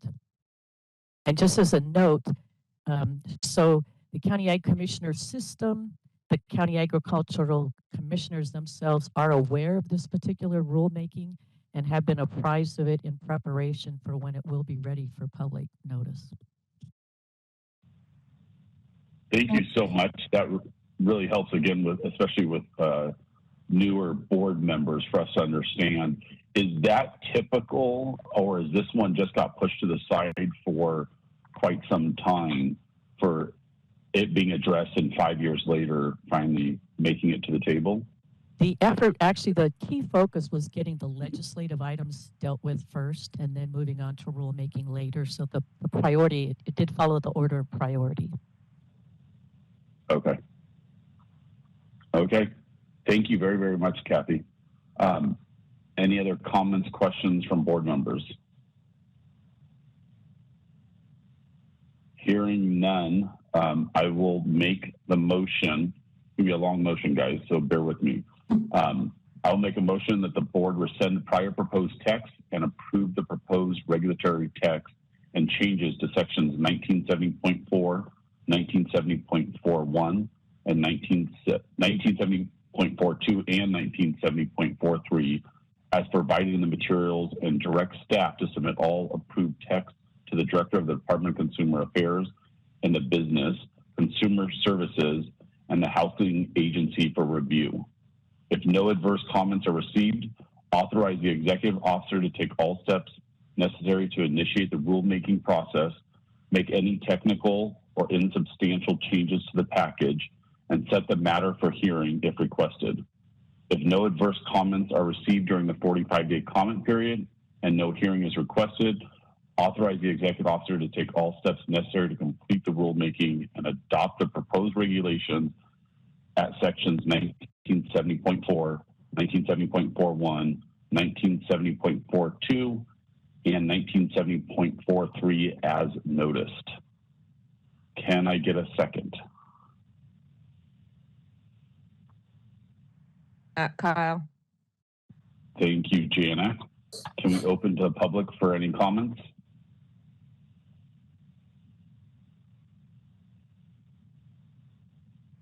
At the direction of the board, I have opened up the Q&A feature for public comment. Members of the public, if you would like to make a comment on this item, please click the Q&A icon located at the bottom right-hand corner of your WebEx screen or use the raise hand function. And audio-only participants can raise their hand by pressing *3 on their device. I'll pause a moment to allow the public time to access the Q&A panel and submit their requests.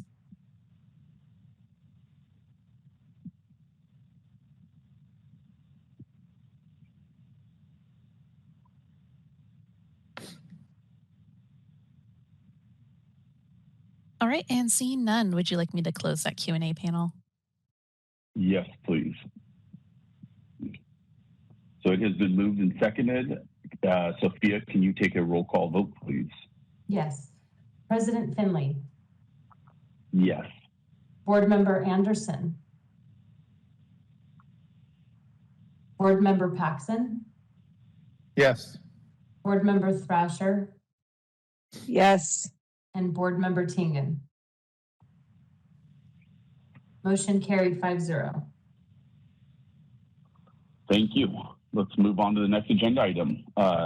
Is agenda item 12, discussion and possible action to initiate a rulemaking to amend CCR sections 1950, 1950.5, 1953, 1970, and add sections 1935.1, 1953.1, and 1953.2.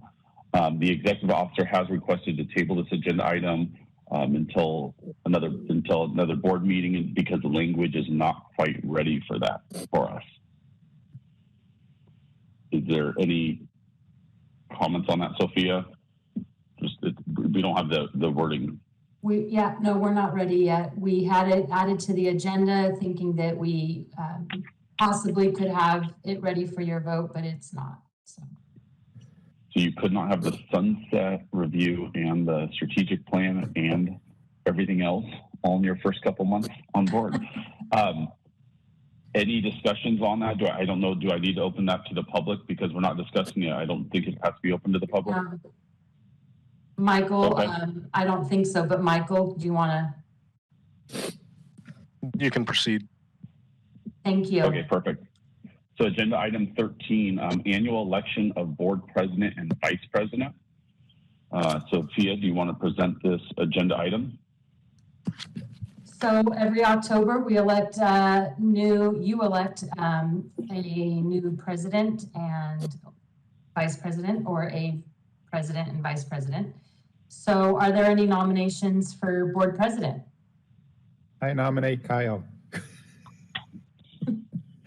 Kyle as well.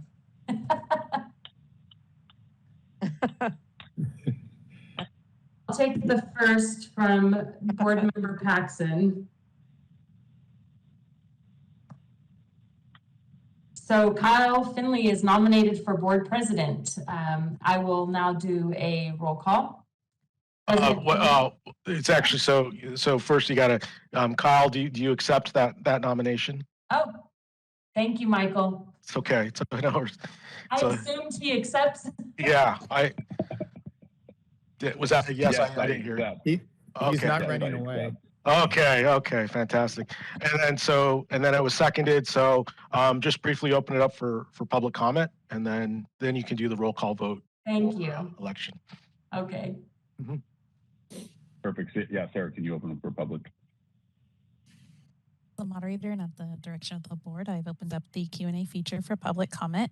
Members of the public, if you would like to make a comment on this item, please click the Q&A icon located at the bottom right-hand corner of your WebEx screen, or use the raise hand function. And audio-only participants can raise their hand by pressing *3 on their device. I'll pause a moment to allow the public time to access these features and submit their requests.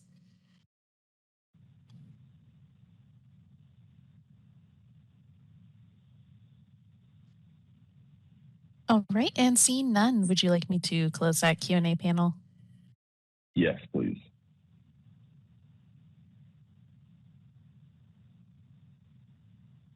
Okay. Sophia, so do you want to?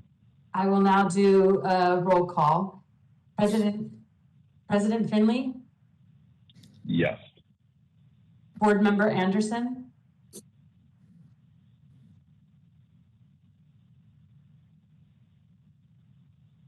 Sorry, I did. She said yes, very Oh, quietly. I'm sorry, I missed that. Board member Paxson? Yes. Board member Thrasher? Board member Tingen? Yes. Motion carried 5-0. Are there any nominations for vice president? I would like to make a motion for Yesenia to be vice president. I'll second. Okay, so I think we then now go for public comment. Yeah. Oh, yes. I keep forgetting that part. Thank you. I accept.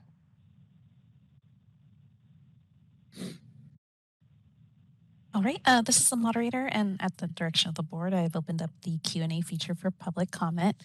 Members of the public, if you would like to make a comment on this item, please click that Q&A icon located at the bottom right-hand corner of your WebEx screen, or use the raise hand function. And audio-only participants can raise their hand by pressing *3 on their device. I'll pause a moment to allow the public time to access these features and submit their requests.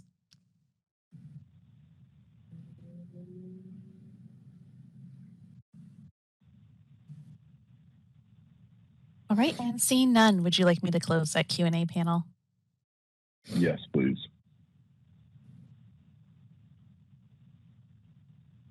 Okay, I will do a roll call. President Finley? Yes, if she will be there more than our current vice president has been. Sorry. Board member, Hasn't she already demonstrated that? Board member Anderson? Yes, thank you. Board member Paxson? Yes. Board member Thrasher? Board member Tingen? Yes. Motion passes 5-0. Congratulations, President Finley and Vice President Anderson. Woohoo! Congratulations. I'm excited.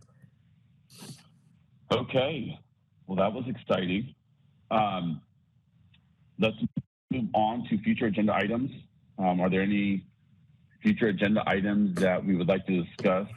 I know, Mark, I think you had one that you started to discuss in closed session, possibly. Yeah, I'll just bring it up here. Sophia, one of my concerns in connection with one of the items is how staff evaluates convictions as being substantially related to the qualifications. I forget all the language, but the language that relates to whether or not a criminal conviction can justify discipline. And so I would like to see if there's a way to discuss that in a future board meeting. And I'll just, without disclosing any details from the closed session, I was a little bit concerned about whether or not one of them really was. So I'd like to hear thoughts on how that's evaluated and how staff comes to their conclusions on that. Okay. Thank you. Any other agenda items the board would like to see in the next? Kyle, I don't know if this is something that the board would do, or if this is something that Sophia handles just as part of her business. But we talked about the fact that I know that we learned this from Robert at our meeting in Claremont, that I think something like 80% of the revenue comes from WDO stamps, and that was kind of scary. Like, why aren't the branch 2 contributing, and why aren't the fumigate branch 1 contributing? So just a discussion of other lines of revenue from other branches of the Structural Pest Control Board. That's awesome. I know we've talked about it in several different settings, so it needs to be talked about. We haven't talked about it, but it needs to be talked about, yes. And I just don't want to see it raising the price of the WDO stamps another buck. Let's get in the other branches. And I do know that we added that as one of the items on our strategic plan. So yeah, it's okay. Thank you for bringing that up, and we'll make sure to put that on a future agenda. Yeah, where is that?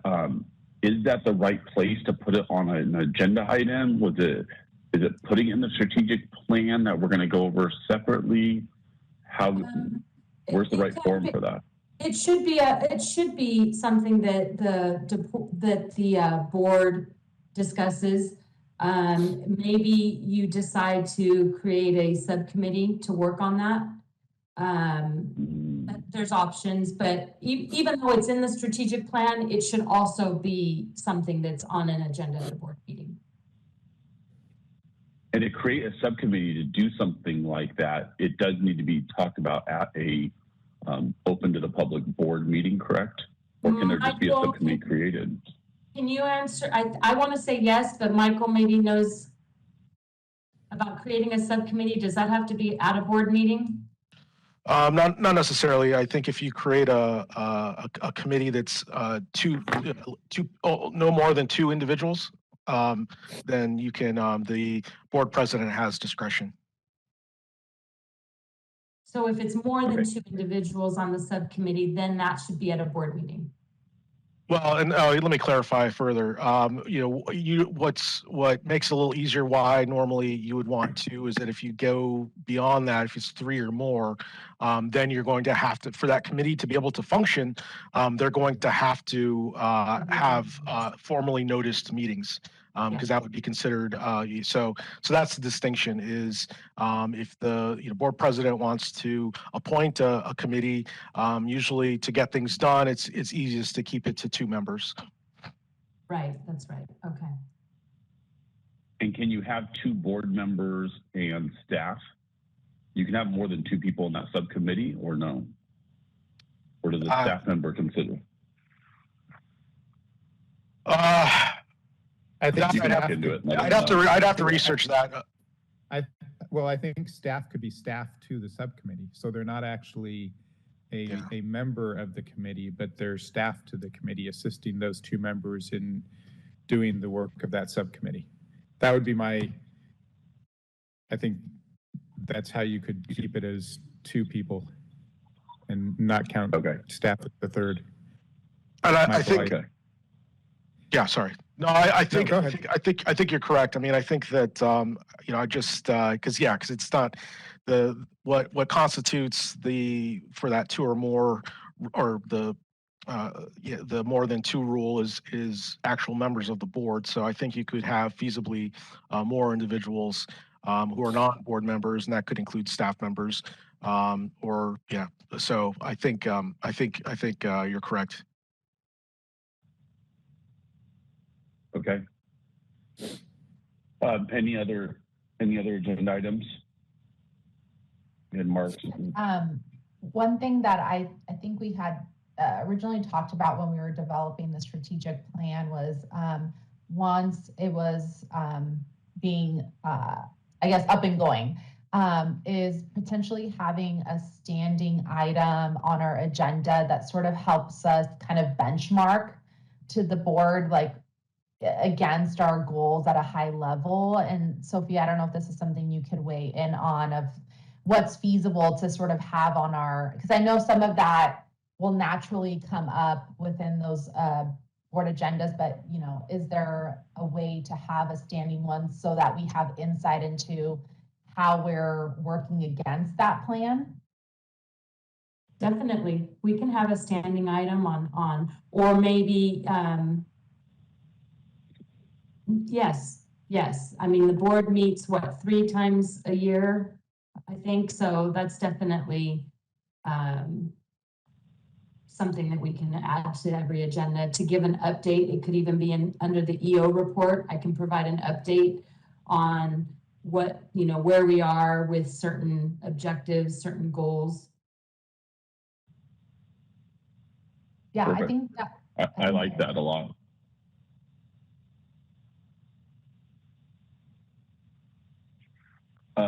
Sophia, do you have the date of our next board meeting before we adjourn? In front of you. Yes, let me get that for you. Sorry, let's see. Sophia and I promised each other. Hold on, March 8th and 9th. And that'll be in Sacramento, right? That'll be in Sacramento. Can I encourage an in-person meeting? Yes. Yes. I realize we don't have to still, but I would highly prefer in-person meetings. So yes, even this meeting was supposed to be in person, and there was just some miscommunication, and we had to go virtual. So yes, and most likely block yourselves off March 8th and 9th, but depending on how many cases we have to hear, we might get it down to one day, March 8th or 9th, but we'll keep you guys updated. Okay. Okay. Well, thank you all very much. I wanted to. Oh, yeah. Maybe for a future agenda item? Oh, sorry, John. Touching the subject of training courses. Do all training courses need to be approved by the board? I think so. To maintain test integrity? Do need to be approved, by the board. Okay. Just wanted to touch bases on that. Okay. Thank you. Thank you. Okay, anything else? Future agenda items. Everyone's got the dates for the next board meeting. And then, I wanted to thank you, Michael, for, I know this was your first meeting with us. And you did an awesome job. So thank you very much. I know there was, I should have talked with you yesterday as far as going into closed session and how we're used to the transition of it before. So I apologize that I didn't give you a heads up on throwing it on you, but you took over the host role really well. You're muted. No problem. No, my pleasure. And no, thank you for your flexibility as well, for all of your flexibility as I get accustomed to the role. Awesome. Well, thank you, everyone. The meeting is now adjourned.